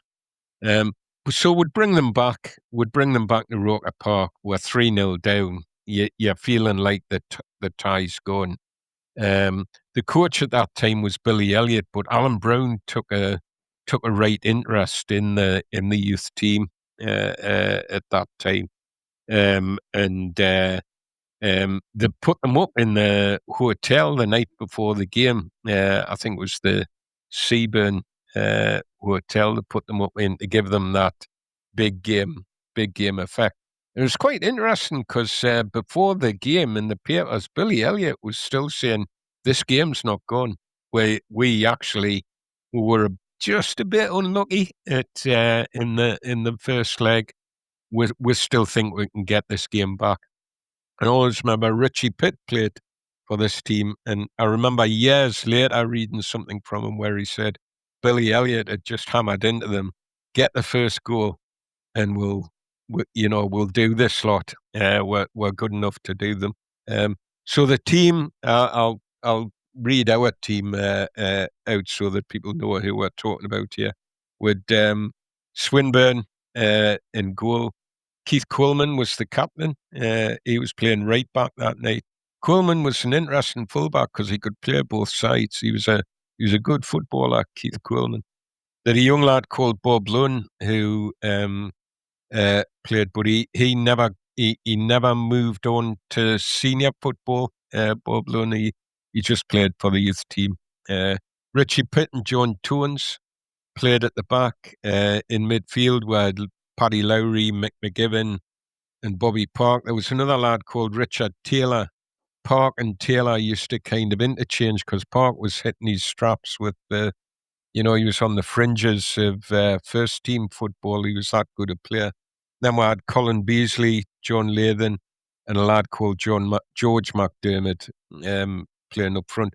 There are a couple of other boys, just to give them the mention, that who were in and about that squad, with Fred McIver, Mickey Horswell, ducked in and out of that squad at that time, and a lad called David Smith.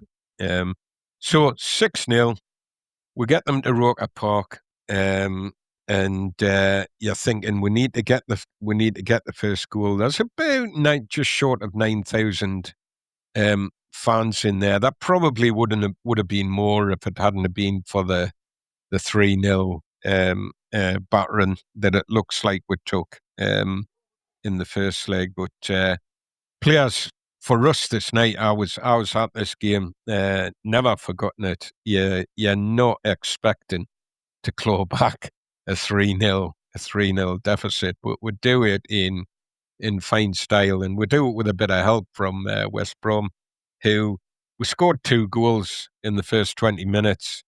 John Tones got a smart finish off of Mick McGibbon cross, and it was Paddy Lowry thundered a right foot shot in, and we've done that within about the first 20 minutes, and they just start to lose the plot. Here's Hartford, who was their captain. I think he got booked by the ref for not just he was giving out verbals, it was dissent, but also he was hacking anything that moved. You know, Jim Holton, he was on the sharp end of the referee's tongue for a couple of challenges, but we had the game was being won by our 2 lads in the midfield, especially that were playing well. Mick McGibbon played really, really well that night. He was a hard player, Mick McGibbon. He could play in the centre of defence or in the middle of the midfield. These days he probably would play him as a defensive midfielder, you know. But he was a really hard. He was a hard nut as well, but he could play a bit. And Bobby Park, who he showed us everything that people said. You know, there was really, really high hopes for Bobby Park that he was going to make a brilliant player. And on that night, he was brilliant. He really, really played well. And 31 minutes in, Jim Holton upended John Lathan in the box. The ref gives a penalty. And there's such an argument that followed. I mean, Hartford, it was like something you'd see foreign teams doing, or Man United or Leeds used to have a reputation for that kind of behaviour at the time, where the whole team is haranguing the referee and won't leave it alone, you know. And in the middle of the melee for the penalty, Mick McGibbon, who he wasn't as bad as Leighton James, but he could make his mouth go. You know, he wasn't feared, and you could see him sort of mouthing to Jim Holton, and Jim Holton just walks up and headbutts him,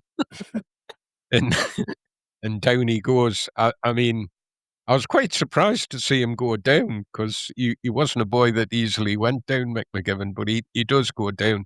The ref, you know, he'd no choice but to send Holton off, and he books Nisbet and Hartford, and it's quite crucial this. He does book Hartford and all the nastiness. Bobby Park in the middle of all that, and I always remember him standing. He just stood away from all the melee, just stood there looking, you know, and the ref calls him up to take the penalty, and he just slid that penalty and sends the ref the wrong way. It's a fantastic bit of skill in the heat of the moment, you know. So 3-0 half-time. We've clawed it back. Unbelievable half-time period. I was like, couldn't grab myself, couldn't get a hold of myself. It was very, very exciting.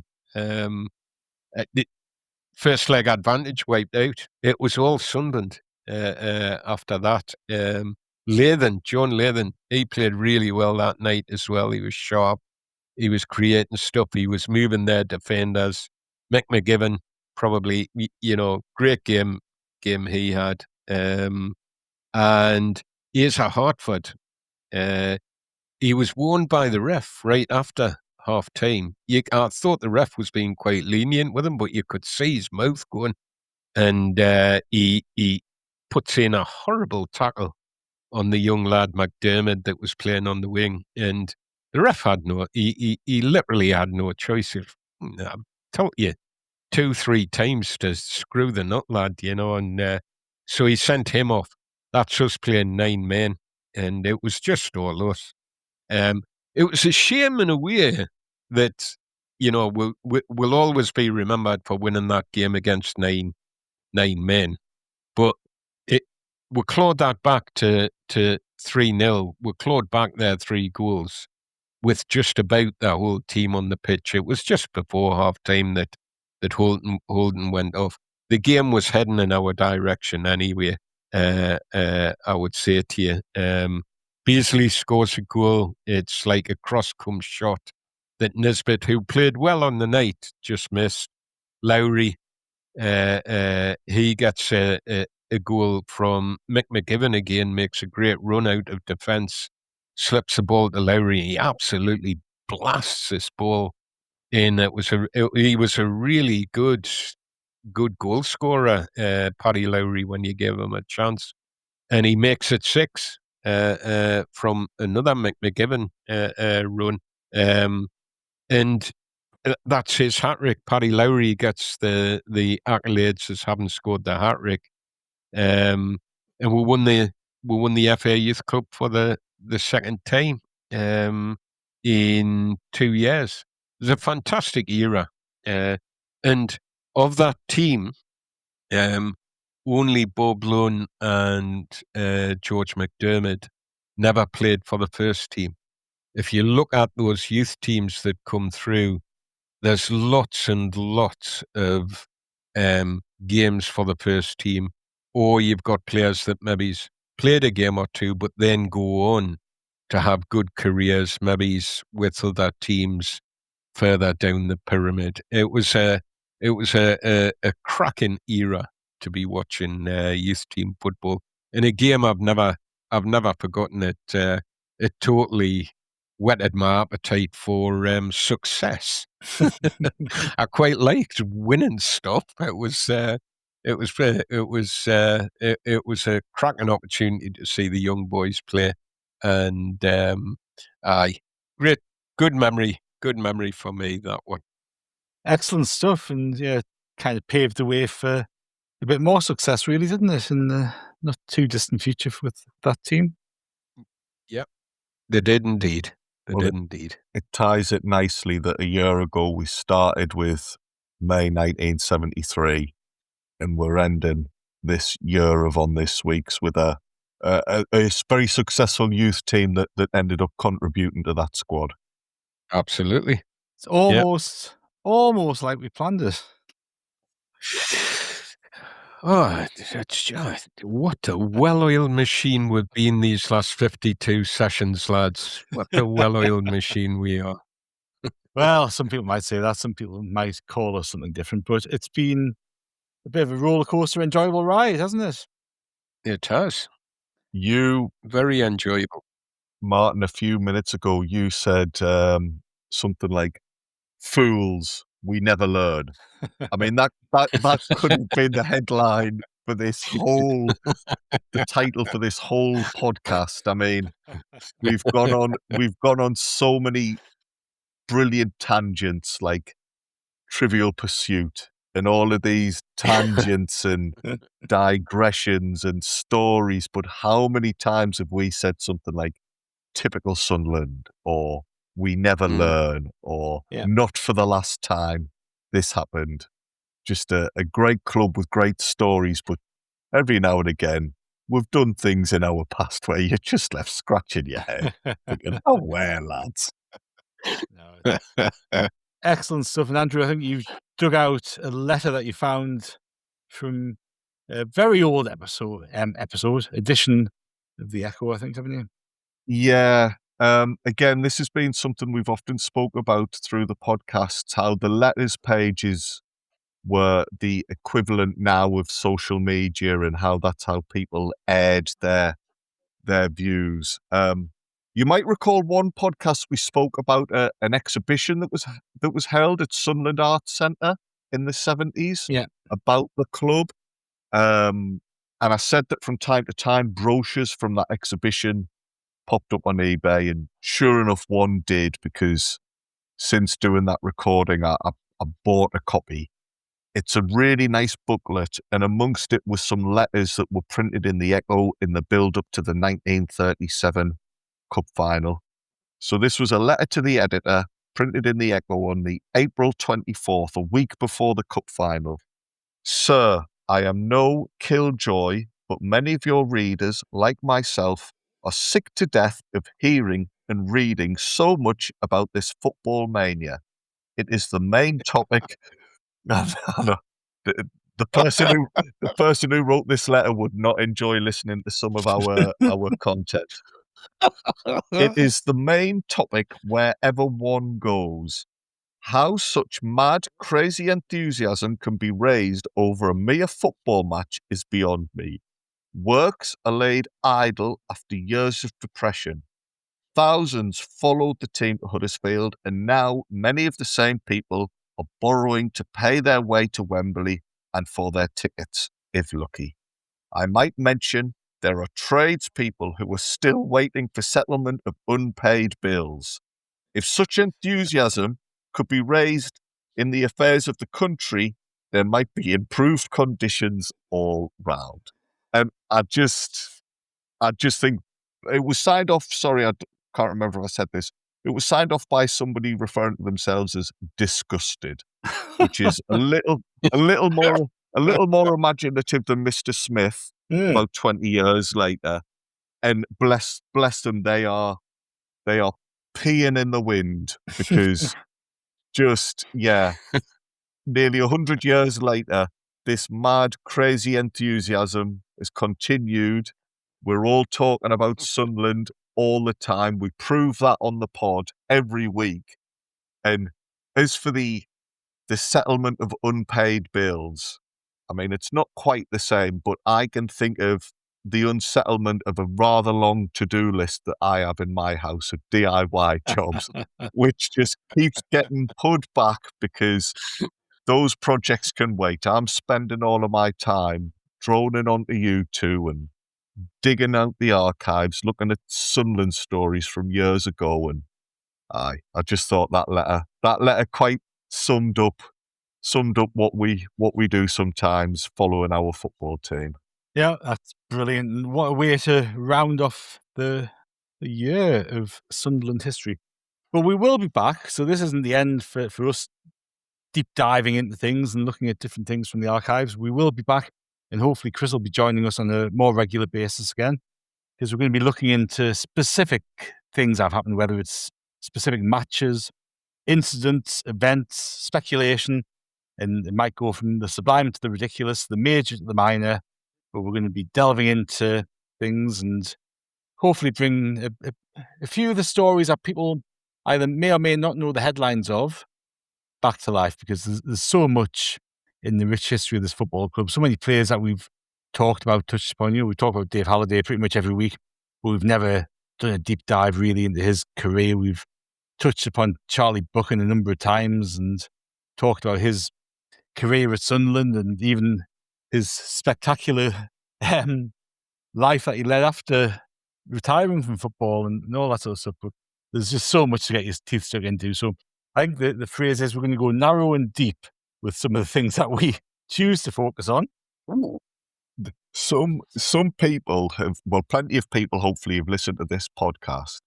I don't think any of them have said, oh, those lads need to go into even more depth on some of these topics. but that's what we're going to do. Well, that's the challenge. Surely they can't go into any more depth on those topics. And well, we can.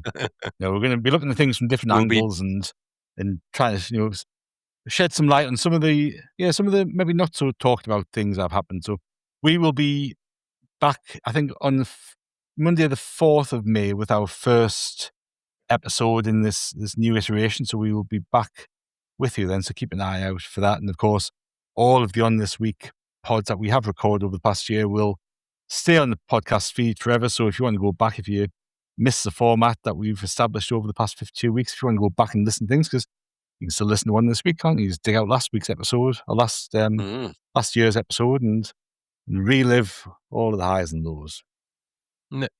If there is anything that anybody wants us, any of the listeners want us to particularly have a look at, that would be up for that, wouldn't we? Absolutely. So if you have any, we have got a list of ideas as long as you're on. We had a bit of a chat the other day, a few of us put a list of ideas together. But if there are things that you would like us to delve into, whether it's, Eric Gators' transfer to Sunderland in 1985 and how he ended up signing for Sunderland after Laurie McMenemy grabbed him from under the claws of the mags or anything like that. But we're going to go niche, aren't we? So anybody has any ideas, you can email us at howwearthepodcastsafc@gmail.com and we will certainly add them to the list. And please let us know if anything that we talk about sparks off any ideas and any questions that you have. But Andrew and Kelvin, it's been a pleasure to spend this time putting this whole series together with you. Yeah, it's been a joy. Really enjoyed it, and hoping to, the next year it'll be just as much fun.